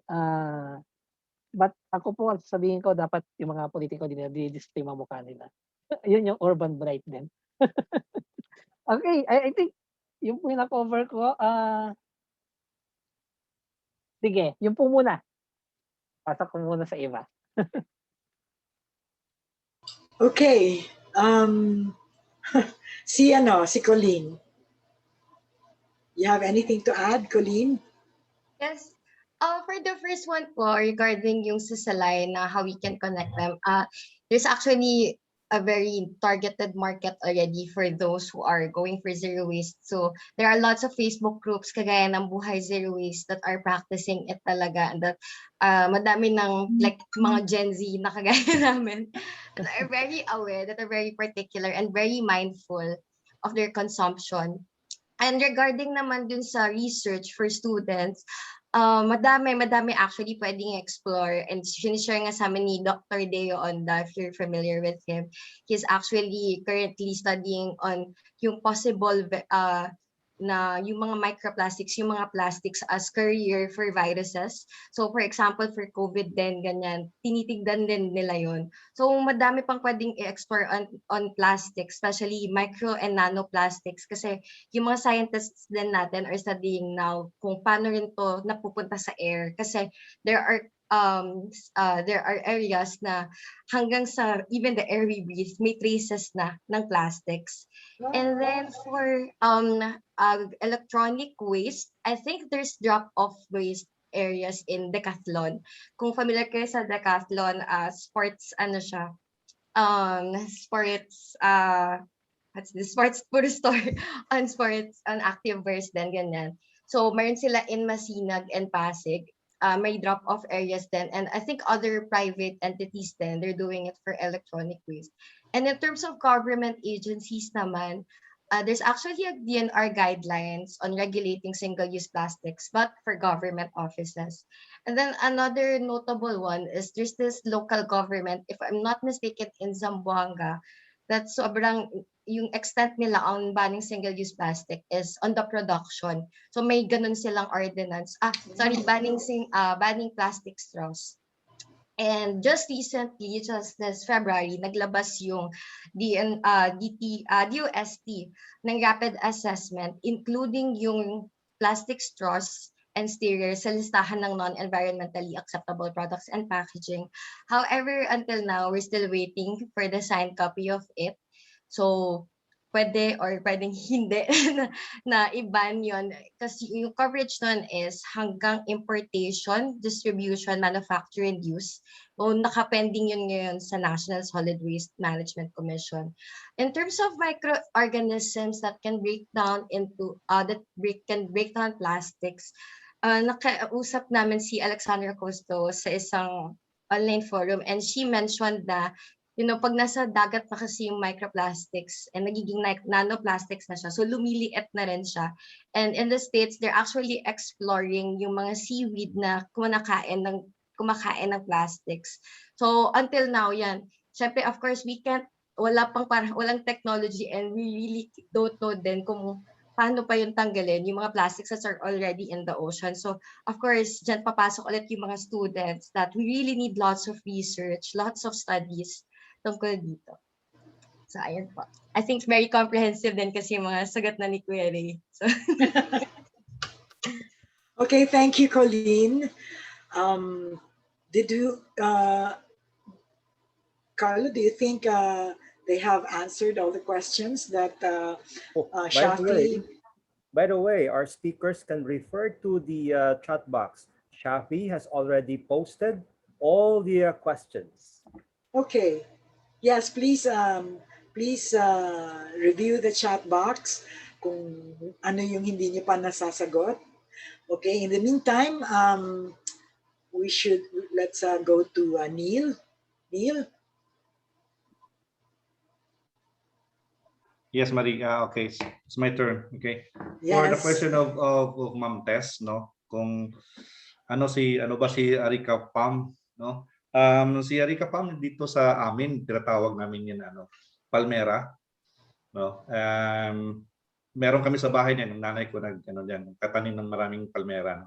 Mahilig sa mga plants eh. But yung ginagamit namin sa shell, yung sa food packaging, by the way, that is not our product, but that is sa partner namin, that we are now collaborating on producing and innovating food packaging sustainable, using itong mga agricultural waste. Iba naman yung plastic waste saka sa agricultural waste. So sa amin, we are more focused on agricultural waste. Now, one of the challenges na sa palmera is that parang mahirap siya itanim massively, and then costly siya. So I suggested to the partner na why not let's use na lang yung mga agricultural waste like banana, banana, pag once you cut the banana tree, kunin mo yung fruit, iiwanan mo naman yung trunk na diyan sa lupa, at wala na yung silbi.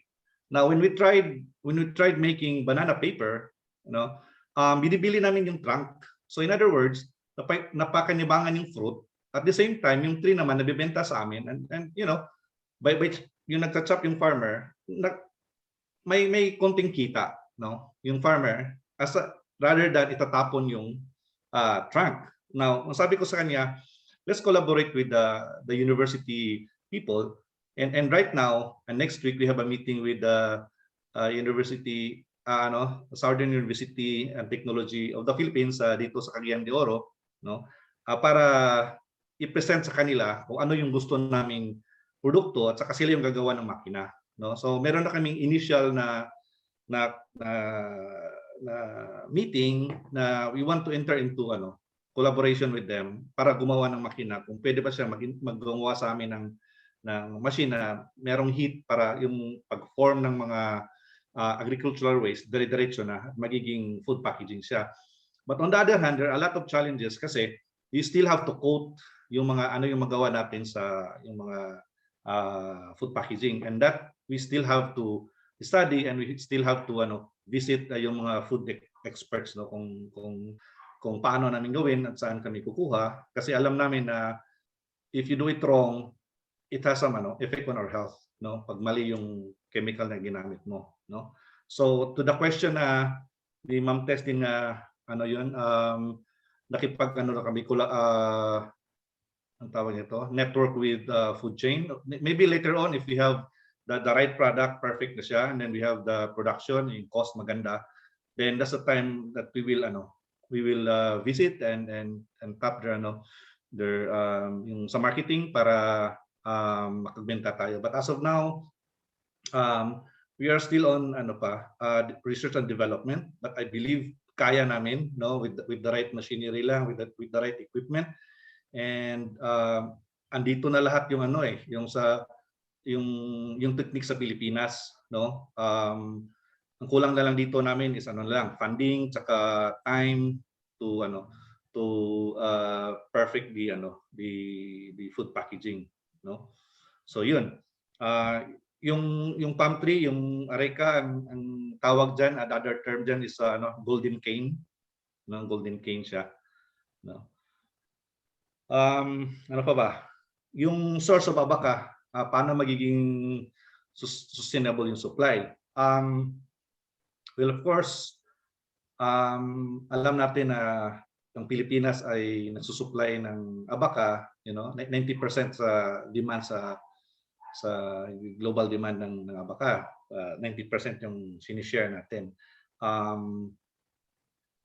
For us na ginagamit namin yung abaca for our paper sa aming stationery and other items, we are not actually using the A-class abaca, no.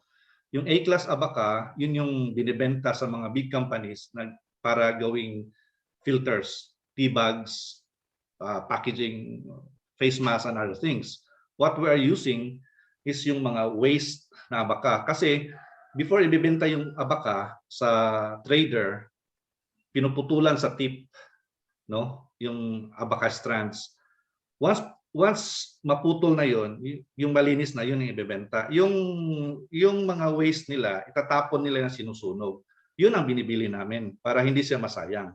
Ang sabi ko naman, sayang din kung pareho din naman yung resulta sa waste saka sa good na abaca, no? So yun ang ginagamit namin. So in terms of supply, wala kaming problema. Sa Misamis Oriental, according sa DA, no, si Salay merong 400 hectares. Then dito sa Claveria merong 700 hectares na plantation ng abaca. So wala pa kaming problema actually sa supply ng abaca. Medyo marami pa. Ang masama, hindi naman masama, but the sad thing is that most of our good quality abaca goes abroad, no. Yung iba, ang natitira sa atin yung mga ibang waste na lang, no. So yun. And then yung question about tarpaulin, actually yung sa tarpaulin meron bang alternative? Siguro naisip ko is na lang, kung i-convince na lang natin yung politician na to use tarpaulin, but instead they have to buy face mask, tapos i-imprinta na lang yung nila, yung mga mukha nila at saka pangalan nila o ano ba yung gusto nilang i-print, no? So meron silang walking advertisements during the campaign period. If they want to be eco-friendly sa campaign nila, no? So naisip namin yan, na-suggest din yan. So maybe maganda yan, mura pa, no? Palit-palit ng kulay, hindi pa fashionable pa, no? So there are plenty of designs of face mask na pwedeng i-print yung mukha nila, tsaka, aside from t-shirt, okay? Washable pa. Right? Siguro yan din siguro i-suggest ko sa mga sa organizers, baka ma-convince natin yung mga politician na face mask na lang. Yung saan mabibili yung produkto namin, during the pandemic kasi, or even before the pandemic, we went to a crisis sa market namin, no? Because most of our buyers are shifting into food, no? So si craft na iwan kasi si food mas profitable kasi sa labas eh. And we are 90% export, no? So we don't, 10% lang yung talaga yung Philippine market or sa local talaga. So at saka yung style of yung business model namin is B2B. We don't do retail. So parang kaya nga hindi kami nai-encourage to sell on Lazada, Shopee kasi nga patingi-tingi. no? So at saka malaki yung cost kasi handmade tayo, labor intensive. If kung patingi-tingi tayo, talagang lugi kami, dalawa, tatlo. Saka yung main product natin is greeting cards, no? So we are not a greeting card country dito sa Pilipinas, kaya nga yung market nga natin doon sa labas kasi nga culturally sila yung nagbibigay ng cards, maraming cards every year per person, no? So but we realized after the pandemic, no? Kasi the way how we promote our products or sell is through trade fairs before, no? Before the pandemic. But right now, since wala na yung face-to-face, the social media is nagiging battleground na, no? And we have to accept, we from Salay, no? Kami mga taga-rural, and most of our artisans are, graduates from our local school. Hindi naman sila gaano ka tech savvy, no? So medyo kami naiwanan in terms of social media at saka sa presence sa internet marketing, no? But luckily, we have a program now with St. Benilde. Tinutulungan nila kami to fix our website, to fix our social media content, yung look and everything para in-overhaul nila, para tapos nililink yung Instagram, Facebook, yung website para naman organize yung look at saka professional, no? That we cannot do it kasi nga of the limitation of the talent available sa rural area. But we're just happy, through fair trade, they enrolled us, and by August up na yung tatlong platforms, and hopefully makikita niyo yung mga bagong produkto diyan. Medyo na bago yung look ng bago yung look ng website, bago yung look ng social media, medyo na commercial instead rather than a social enterprise. Kasi nga at the end of the day, sabi namin is still business, so you have to sell, we have to compete. Dapat yung produkto natin yung bumibida, yung function niya dapat competitive rather than yung mga social activities, no? So parang binaliktad namin. So without trading, walang social activities, yung parang na-realize namin ba. So yun, so ma'am, by August, you can access our social media platforms na. Doon na kayo makakita na kayo ng mga updated products namin. But as of now, yung the way how we market our products, we send emails and catalogs.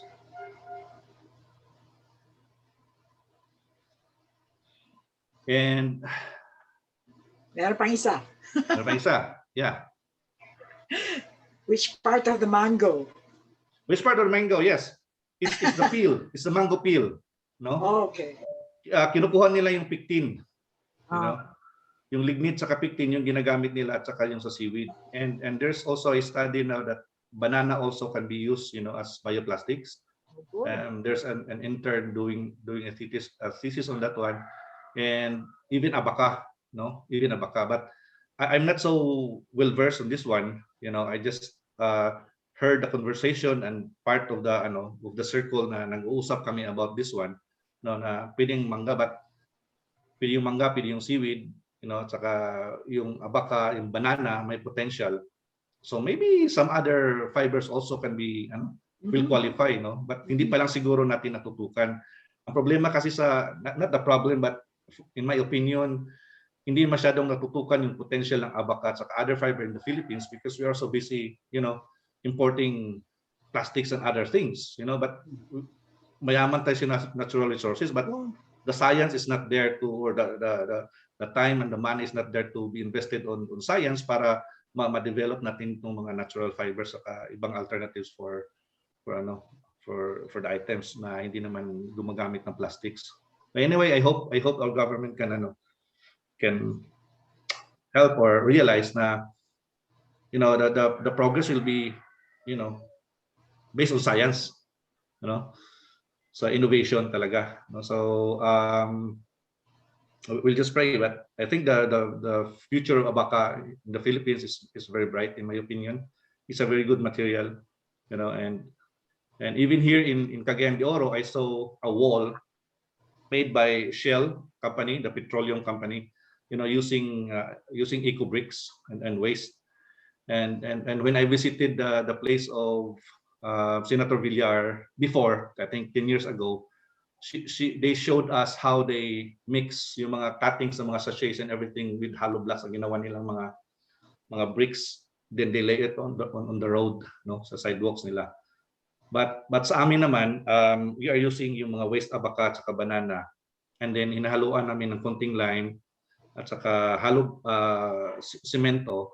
And there's a study sa Samar University na it is 20% stronger, you know, than the usual hollow blocks if you add abaca fibers and, you know, certain lime on it. And in the United States, they're also using marijuana leaves, you know, to make blocks and stronger than hollow blocks, no? So we'll try to see kung ano yung makam up natin dito sa Pilipinas ng sarili natin. I hope sa... You're talking about hemp? Hemp? Hemp, ma'am. Okay. Yes. Meron pa ba kung wala pa masagot? I think you answered all the yeah, questions. Nasagot na. How about the others? Did you find any question, Ray and Pauline, that you were not able to answer dun sa chat box? Meron summary dun? Merong question on dun sa Nestle sa Bulacan.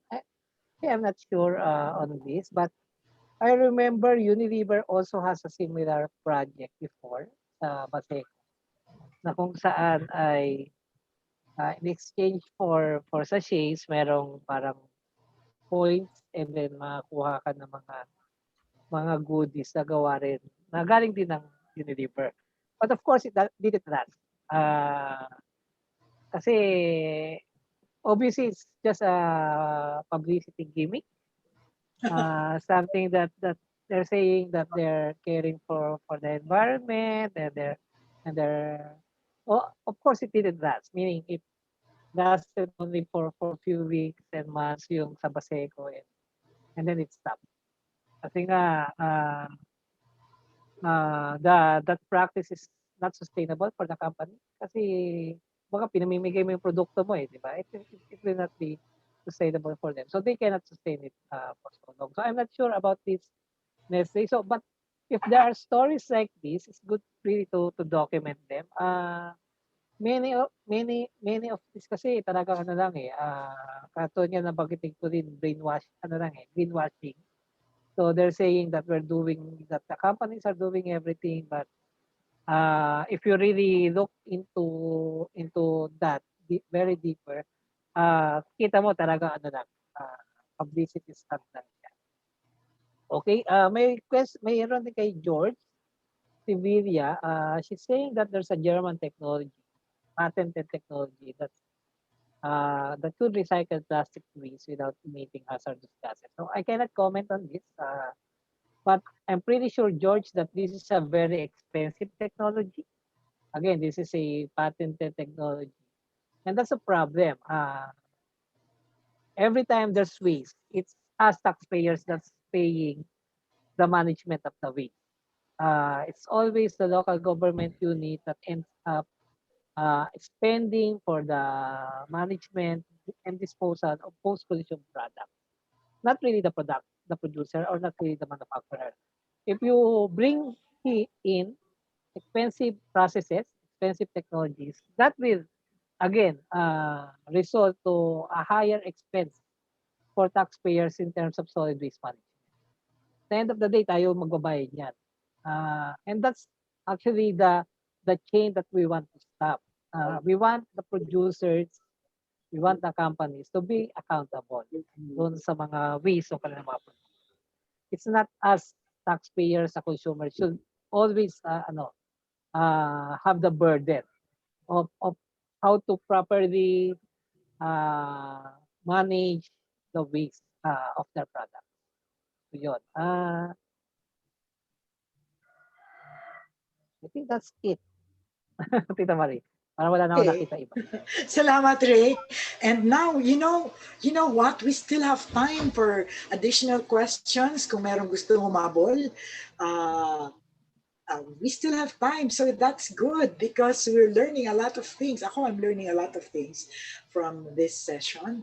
And I thought I already knew about plastics, di ba? I was with Eco Waste Coalition for for a few years, and I thought I'd learned a lot about plastics, but I'm learning even more today. So thank you.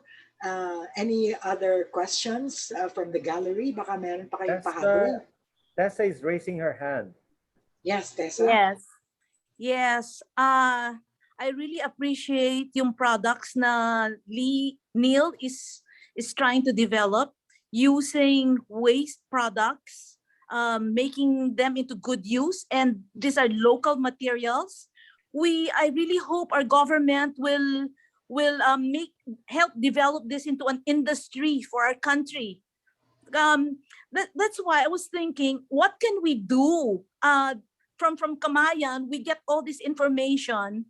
I was thinking, maybe can we possibly give a copy of this Kamayan to companies like Unilever, or yung mga those who are maybe, I'm sure they're looking for solutions to their products also that's causing all this environmental havoc. So I would like to suggest that if we can think of something, help companies like Neil's talagang develop it into an industry for the Philippines. Kasi tayo we are parang relying on imported things, talagang other countries, manufactured in other countries. Tapos tayo lang ang mga namimili. But I think we should start producing our own. And this is a very good, parang a possible industry that we can be proud of for the Philippines. Yes. Okay. Who will answer that question? But before we answer that question or seek opinions regarding that question, baka meron pang ibang questions. Meron pa ba? I have a question, Marie. Yes, go ahead. I have not followed the developments in this area. Yung plastics that you can convert back to fossil fuel becomes oil again. So I don't really know the technology there and how has it flourished in some other countries. Oh yeah, I heard about that. Yeah. We had a guest in Kamayan who does that. Okay, so maybe I think, but we didn't discuss it. No, yeah. And then the other one, we use sachets because they're there. Yeah. Years ago, when I went to Indonesia, and Indonesia was still less developed than the Philippines, they didn't have sachets, even if they were poorer, supposedly. They just had the small bottles, glass bottles. They didn't use sachets because sachets were not there. Yeah. So, it's really, if you build it, they'll come, but if it's not there, they don't use it. So maybe it's really a change in expectations, no? If there are small bottles that can be, glass bottles which can be recycled, they can buy that. And then if we have refilling stations already, then that would be the ideal. You can't refill sachets, but you can refill glass bottles. Thank you. Okay, so we have two questions. One is how do we sell the Neil's industry, to our policymakers and to our businessmen. That's what Tessa asked. And the second one from Nina is what do we know about, or what do our guest speakers know about the plastics that are turned into fuel?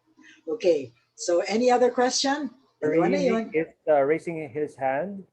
Who? Nick. Okay, Nick, go ahead. Hello, everybody. Nice to meet you. I'm sorry for being late. About plastics to fuel, I did some extensive research on that. We have a couple of very different approaches here. Unfortunately, the process itself creates a lot of very negative exhausts, very toxic exhausts. So most of the solutions we can find in actual surroundings here in the Philippines are some developers for machines. They do not take care of those toxic exhausts, which is a big problem.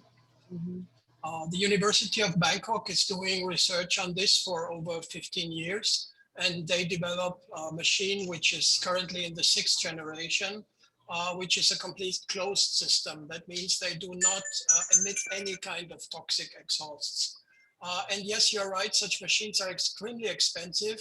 I see here in the chat information from Sir Sevilla Jorge claiming that 1 kilo of plastic can produce 1 liter of diesel. That is only true if you have a very specific kind of plastic. Plastics have there are very different kinds of plastics. So the offer of the spin-off company who is working from the University of Bangkok is to put such a machine, which is over $1 million. Nobody can afford that really. But they do not sell the machines. Instead, they sell it as a service. So they install it in cities which have huge landfills. And they are cleaning up the landfills. And they are making their money, you're completely right, with that kind of diesel fuel which comes out of it. There is a new maritime law since last year, which claims that the container ships and cruise ships are not allowed to burn the heavy oil anymore, which is also a big participating factor in polluting the air. And these ships have to use better fuel now, and this biofuel which comes out of the plastic is capable to be used by these ships. So what this company is doing is offering you as a city to put a machine there, but they need a minimum of 15 tons of plastic every day in order to keep the machine running. So that is only feasible in bigger areas, and you have to really make sure that you have also pre-cleaned and pre-segregated the trash. You cannot just throw any kind of trash in there. So a very, very important part in order to make these technologies work is to have a great segregation, to have a good MRF, and to really put segregation into fact. And that is, I think, a big problem here in the Philippines because people are not used to plastics or to segregation, trash segregation at all.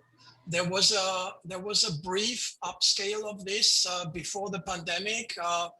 All the mayors had been scolded by national government. They should be better in segregation. Our Marikina municipality started then to put up nabubulok, like a nabubulok and non-nabubulok segregation. And but then pandemic came and everything got forgotten again. I think the pandemic made us all think of other things, of course. So that's very sayang. I would like to add something to Ma'am Angelina Galan. I think that you hit the nail really on the spot when you talked about the idea of the refilling stations. Refilling stations is really the way to avoid packaging in the small scales. And I am shocked to hear that Indonesia didn't have sachets back then. Yeah. That's really very interesting. I would like to learn more about that. Ma'am Galang, maybe you can give me more information when that was. So refilling stations, of course, is a problem because we need to make sure that so many rules are followed. There are health rules. There are rules about the cleanliness of the product. So it's very, very difficult to create those refilling stations. And I think that this would be really something which could change our economy. We are capable of doing that. Because then we could avoid the sachets, which are one of the biggest problems when it comes to waste. And last not least, I would like to add to the information about plastic into bricks. I am not very fond of this idea because all you do is you are just postponing the problem from now to our future generations, our grandchildren, because the plastic will live for 400, 500 years. When we are all dead and these roads and these buildings are already crumbling down, all the plastic will come out again. So we're cleaning up right now just out of sight, but we do not solve the problem. Yeah.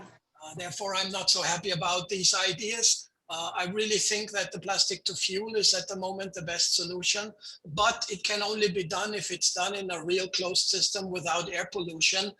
Essentially, the whole closing of China's recycling industry happened because of the horrible air pollution the recycling industry created in China and made people sick in such a massive scale that at the end of the day, the Chinese government said, we do not do that anymore. So the crisis we have now in the world, because all the other countries were used to just send all their trash to China and got rid of it.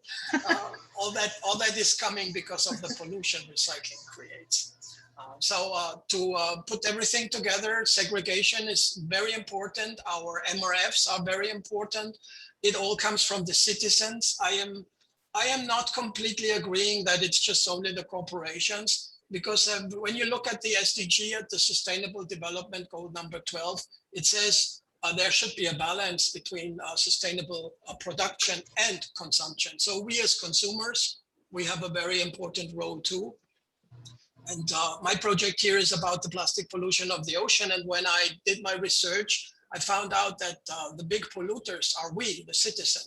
We leave our trash just on the road. We just throw it on the ground. Sometimes there is a trash bin just 5 meters away and I see trash littered around it. So it's really very sad to see that the citizens of the Philippines are not taking care for their country. And that goes through all levels of the society. It's not just the poor and uneducated. That's not true. I see that McDonald's packages everywhere and the poor people cannot afford that. They would go to Jollibee and not to McDonald's. So it is really something which I see a lot, and I'm very sad to see that. The companies are one part of it, but the other part is the citizen. And that has to do with really educating and motivating a citizen to use MRFs, to segregate your trash, to take care of your trash. When I was a child, my mother taught me when you open a candy, you put the paper in your pocket and you bring it home, or you wait till you are at the next trash bin. We would never think to throw that on the ground. So I'm hoping that we can educate our children to be a little bit more responsible with that. Thank you, maraming salamat. Thank you very much. Thank you very much, Nick. Those are very insightful reactions, and yes, I agree with you completely about everything you said, actually. So you didn't say what your organization is, or your personal circumstances. Sorry, apologies. I'm the founder of the X1 Foundation. We are trying to stop the trash going into the oceans because the Philippines is accused of being the third biggest plastic polluter of the oceans in the world. And we are trying to stop that. Yes, we would like to get in touch with you sometime in the future. Maybe we can do some work together.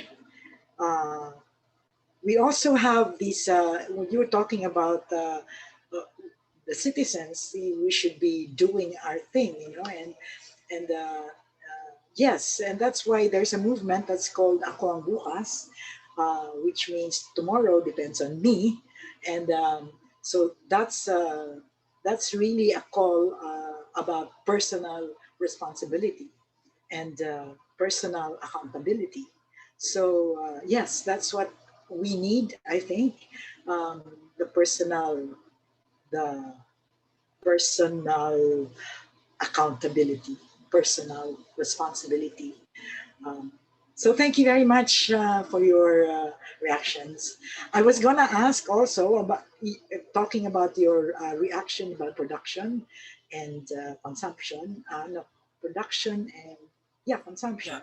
Yeah, The it's the consumers SDG 12. against the consumers versus the producers, because that was going to be my question. When I said you could ask questions, I was thinking I would also ask my own question, because I think the same way that it's not just, well, the producers, of course, have a large responsibility, but if nobody buys their products, then they won't produce them anymore, right?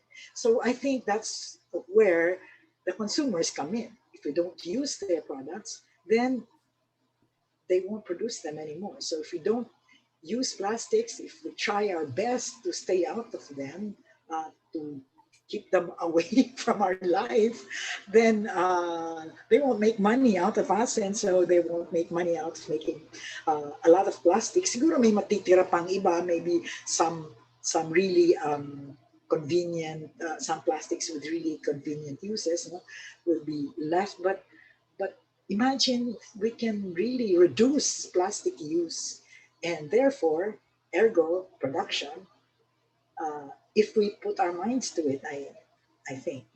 So Ray and whoever. Marie, I think Nick still would like to say something. Okay, yes, Nick. It is really a great question about whether we should not buy the plastic products. A very good example is the Coca-Cola bottle. It was a glass bottle, right? It was a glass bottle all the years, and then suddenly it became a plastic bottle. So when we were young, we were raged against that. We were so angry. Why is it plastic? In Europe, the fight against plastic is much older already, and so I have to put some care into this, because when we got into research, we found out that there are so complex things hanging together with each other that sometimes you just see only one thing right in front of you. You see the plastic bottle, you are angry. Why don't we use the glass bottle? But then we started to understand, there are things like, for example, the glass bottles and the plastic bottles have such a big ecological impact. And it is going over things like, for example, the transportation. You need many, many more trucks to transport the much heavier and bigger glass bottles, and you will pollute the air, and you will create much more carbon dioxide than when you produce plastic bottles and bring plastic bottles. So it's not always the first look. This is what I want to say. The first look is not always the best, and everything is very, very complicated. But to avoid plastic, just go out on the streets in Manila and look at the street vendors. They would be, if you would not allow them to use their little plastic bags for the vinegar or for all the different things they sell, they would not be able to live anymore. They would not be able to sell their things. Sometimes there is no other thing than plastic. Plastic is so successful because it's so cool. It is a cool thing. So I don't so think convenient. Yes. So I think we cannot dream of completely getting rid of plastic, but we should really handle it better, because at the end of the day, it's oil. It's a very expensive and very a big resource. Handle it better. If we have a plastic bottle and we make sure, and there's something I would like to tell you, there is a new plastic recycling plant being built in Cavite now, which is unique in all Southeast Asia, because it is, even in the world, it's a very rare thing, because it's a plant which can really create new bottles out of the old ones. And that would be something where we are really fine. If everybody would just bring, like in the old times, the glass bottle, if everybody would just bring his whatever Coca-Cola or Mountain Dew bottle back, and they would just take care of that and just put it back into the production, then we can create 10 or 12 times the same bottle or a new bottle out of the same plastic. And then we handle also the situation much better. So it's complex, it's really difficult, and not some, I don't think we should dream of getting rid of plastic totally. It's too difficult. It's such a convenient thing. Look around you how much plastic you have right now in front of you, just on your desk. So it's not so easy. It's not so Nick, so that's why I said we can't get rid of everything, but we can drastically reduce, because we have to have a goal of reducing our use of plastics as much as possible, because otherwise we'll be overrun by plastic. So that's my take. And I know I appreciate what you said, that things are complex, but at the same time, all good things are complex, usually. So they're not the easiest thing to do, but if they're the right thing to do, then we must find ways of doing what is right, I guess. So with that, I would like to ask Ray, if he has any, and Colleen, if they have any reactions so far, because last reactions before we close this portion.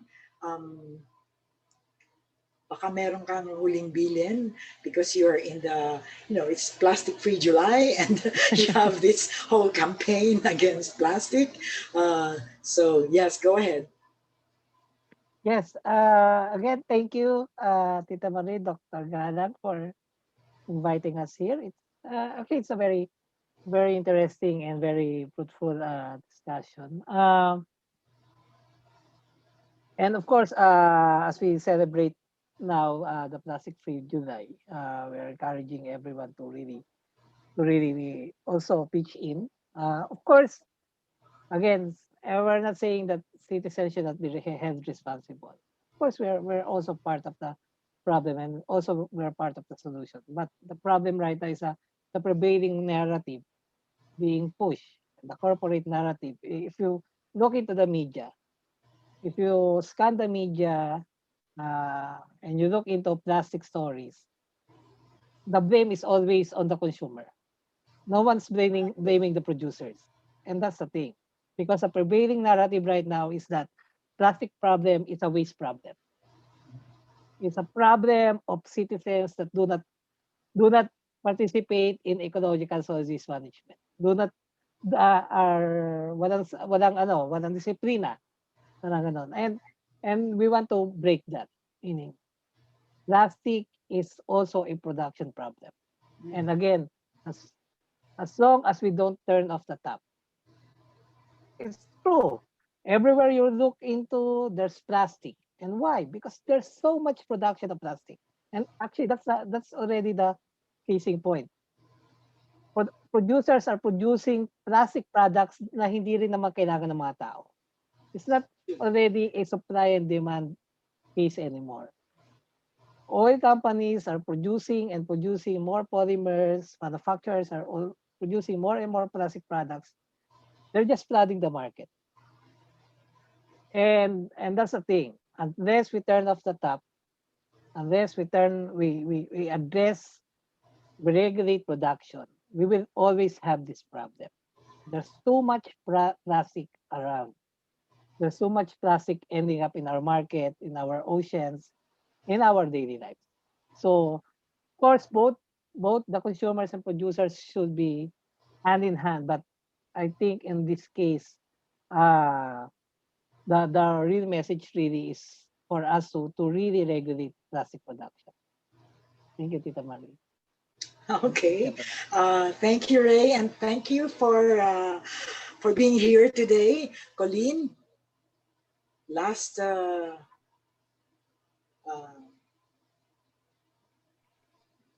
reaction? Yes, I'd like to reiterate what Kuya Ray said, that of course we have to remember that the plastic itself is the problem. It's not just waste issue. Considering now na nasa middle tayo ng global pandemic, it's actually a health issue. It's a threat to our health and a threat to our climate. With the climate crisis going on, it's an additional burden to it. And we won't, of course, achieve the global goal of the 1.5 degrees Celsius if we keep on doing these false solutions, this greenwashing, and we really have to be mindful and we really have to be critical on the solutions that we are pushing for. Is it doing more harm or doing more good? We really have to ask ourselves of that. And we have to remember that, these products are just, we're using it for a few minutes lang, for 5 to 10 minutes, or even less than that, And these products last for forever, for years and for years and for years. Yung mga ginamit ng mga lolo at lolo ko nun, andito pa, at yung mga nagamit ko na, at yung mga ginagamit ng generation na to, aabutin pa ng ibang generation. So yun po, for me. Thank you. Okay, thank you, Colleen. And now, may we hear from Neil? Neil? Yes. Thank you so much for inviting me here. I'm really happy na I met some people and I learned a lot from out of this forum about plastics. No, well, the problem of plastics is really overwhelming, and I think hindi natin kaya lahat isosolve.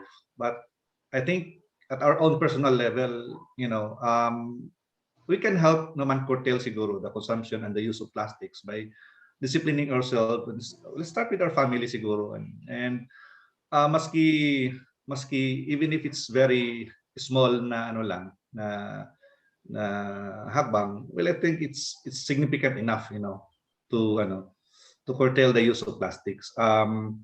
While waiting for the alternative for plastics, let's try to discipline ourselves na lang, and then minimize the use of any plastic-based product. I'm sure we cannot get away with plastics because they have pretty good purpose also to other products and sa life natin, but kung ano yung hindi essentials, yun siguro ang natin kailangan nating i-control. But let's start with ourselves and sa family natin. And education is really important. I agree with Sir Nick, kasi nga, and also the discipline and enforcement of our laws, and also with the help of our politicians and LGUs about this one. This is a fight of all the people, not only for any environmental organization or for the academia or for the government, but it's really it's the fight of everyone. So thank you so much. And thank you, Neil, for coming here today and being one of our resource speakers. Thank you very much. You're welcome. Carlo, before we close this portion. Well, as what you said, Marie, earlier, we have just launched a national movement called Ako ang Bukas, Quantum Leap Now, Climate Neutrality 2050, quite a mouthful, or simply Ako ang Bukas. To popularize the movement, or should I say to keep the flame burning, videos were produced, and here's one. So let's watch it.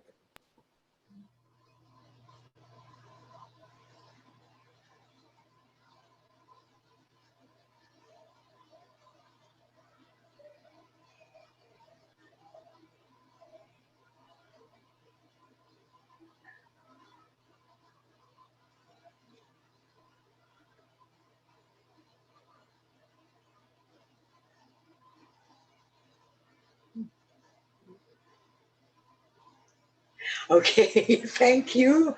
Later on in our other sessions, we're going to make you listen to their words, no? Kasi may mga sinabi sila, so our champions.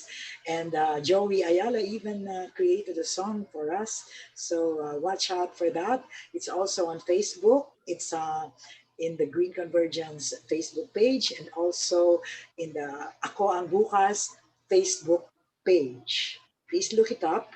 So now we're going to close the third portion of Kamayan para sa Kalikasan Forum, and we are going into our wrap-up portion.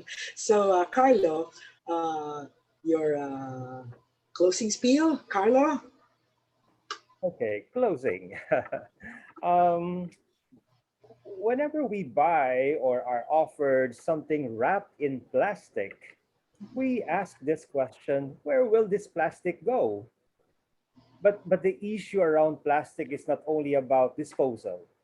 It is also about extraction and production that creates a lot of pollution, and then distribution and consumption. It is intrinsically connected with climate change. And these issues are embedded in our economic, political, social, and cultural structures. It is complex. But there are solutions. As what Neil said, we can be part of the solution, and we should. At this point, I would like to thank Colleen, Ray, and Neil, and Dr. Galang in your opening message, and the rest of those who shared during the open forum for enlightening us further on the issues surrounding plastics and for connecting it to climate change or climate crisis, for cautioning us against greenwashing of big companies, and for giving us more doable alternatives, including, which I think is very challenging, including lifestyle modification. And I must say this, your continued engagement in the environmental movement gives us hope, our heartfelt gratitude. If I may announce now, the GC Secretariat will send you a link to an evaluation of today's Kamayan Forum session. So please answer the evaluation form and we would appreciate hearing from you. Marie? Okay, thank you very much. I will not be long about this. Although parang gusto ko kasi, you know, the plastics are a contentious issue. At tapos, talagang we want to use them, di ba? They make life easy. But you know what? Recent lang, as Ray said, plastics are a recent comer dito sa ating buhay. No? So parang 1950s lang daw. No? So how did our forefathers, our lolos and lolas, our great-grandfathers and grandmothers live without plastic? Diba? That to me proves that without a doubt, we can live without plastic. For hundreds of years, we've proven it, right? But you know, people are saying you can't live without plastic na eh, ganun, ganun. But we did, and we can do so again if our life depends on it, right? And our life depends on it because it causes climate change, and climate change is a threat, a big threat against our very existence, against our survival, against human life, against the continuation of humanity. So that's the way I'd look at it. You know, I remember feeling so proud of myself every time, you know, the magtataho comes around and I would say, please do not give me your plastic cup, just save it. I will give you my cup, fill it up. You know, things like that. And little things like that. If all the taho buyers would do that, put out their own cup, you know, so that there's one less plastic in the waste stream, you know, plastic cup. Tuwa pa nga yung magtataho kasi savings yun sa kanya eh. Binibili niya yun eh. No? So, what I'm saying is, there are many things we can do to avoid using plastic. And let's start doing that. Kahit na dahan-dahan, di ba? Step by step. And I agree with Ray, the focus, the narrative has so far blamed consumers when in fact we should also take to task the producers. No? Kasi product nila yun eh. They should clean up after their product. Right? So, product mo, linisin mo.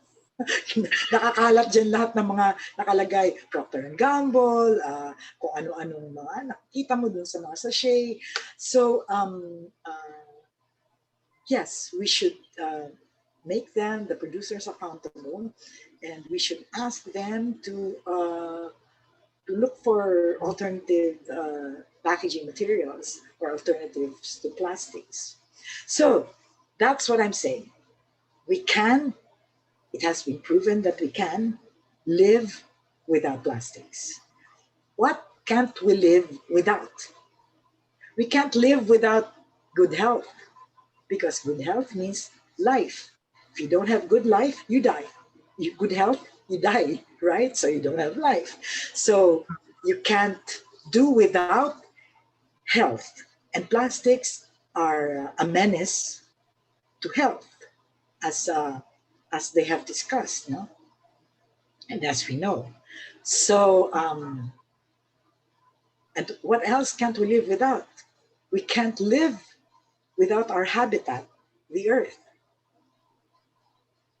And climate change, which in a big way is uh, also caused by plastics, is threatening the very capability of the earth to provide us with a home uh, and everything we need to live, the air, the water, sunshine.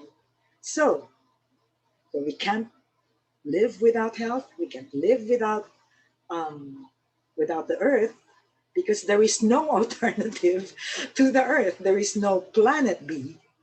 And so, what is the answer then? We preserve what we can't live without. And therefore, we must do away as much as possible with plastics in our life. Just some adjustment, as Carla says, in our lifestyle will do a lot of good. And as Tessa said earlier, you can access our carbon calculator and measure your carbon footprint and see if you can reduce your carbon footprint month by month. And we can celebrate when we see each other again and say, hey, we're doing a good thing. We are reducing our carbon footprints and we are helping to preserve health and the earth.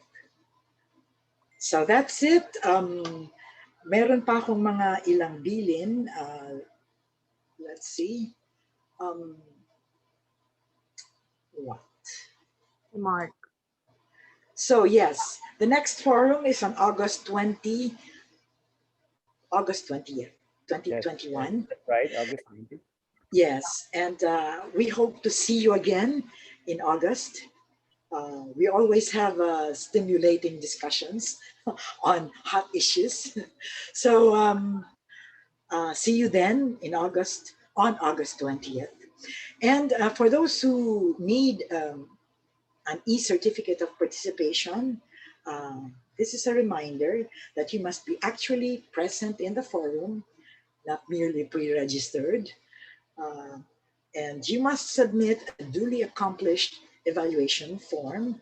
The evaluation form will be given to you by our host, Shafi. So we would want to hear from you about your experience in the forum. And please stay after listening to our final speaker. Please stay for our souvenir screenshots to be taken by our host, Shafi and Perio. Carlo? Okay, at this point, allow me to introduce to you the National Coordinator of Lasallian Institute for the Environment, or LIFE, who is also a member of the Board of Trustees of Green Convergence. To give the closing remarks, let us welcome Mr. Mark Tinao. Thank you so much, Dr. Carlo, for that kind gesture. Once again, thank you so much to our esteemed speaker, to Engineer Ray, Ms. Colleen, Sir Neil, and even Nick, and to our organizers, the Green Convergence, and to our, of course, two enthusiastic moderators. This discussion is actually a long overdue issue that needs really an immediate action. And yes, as some of our speakers have said, and I'm sure most of you will agree that plastics are quite inevitable, especially during these times of pandemic, where everything needs to be disposable, of course, due to health and sanitation related purposes. But the alternatives and even the scientific studies have already been presented and shown right before our eyes today. And it is in the palm of our hands to do the action and push for corporate liability and the leadership of the government to make all these efforts be in harmony and effective. So now again, the companies and all of our citizens should act to not spread the plastic anymore, but instead spread the word, as one of our speakers said earlier during her presentation. And on behalf of the Green Convergence, once again, maraming salamat po, and I hope that the urge to attain this campaign won't end after this Zoom webinar. And I hope that we all learned something new today. I won't keep long from you. I won't keep long from your late merienda or maybe early dinner. And maraming salamat po, mabuhay at ingat po tayong lahat. Thank you very much, Mark. Mark has many followers on TikTok. Diba, Mark? Follow him. I follow him. So, okay. It's time for our screenshots. Take it away, Shafi. Yes, because we are Pinoy, we will have our group photo. Yes. Thank you, Ms. Marie and Sir Carla. So may I invite everyone to turn on their web cameras to be part of our souvenir screenshot. We'll be posting this on the Green Convergence website. So while waiting for the others, again, a reminder that the link to the evaluation form is actually in our chat box right now, but we will also be sending this through email by the weekend. And the presentations of our speakers will also be available on the Green Convergence website.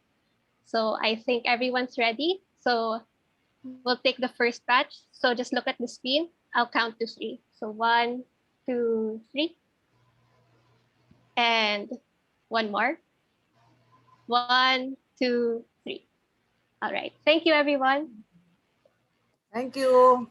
Thank you, everyone. See you in August. Next month. Bye. Take Bye. care. Thank you. Bye-bye. Bye. Thank you. Bye po. Maraming salamat. Tamari, bye-bye. Bye. Thank you. As masters of PhD.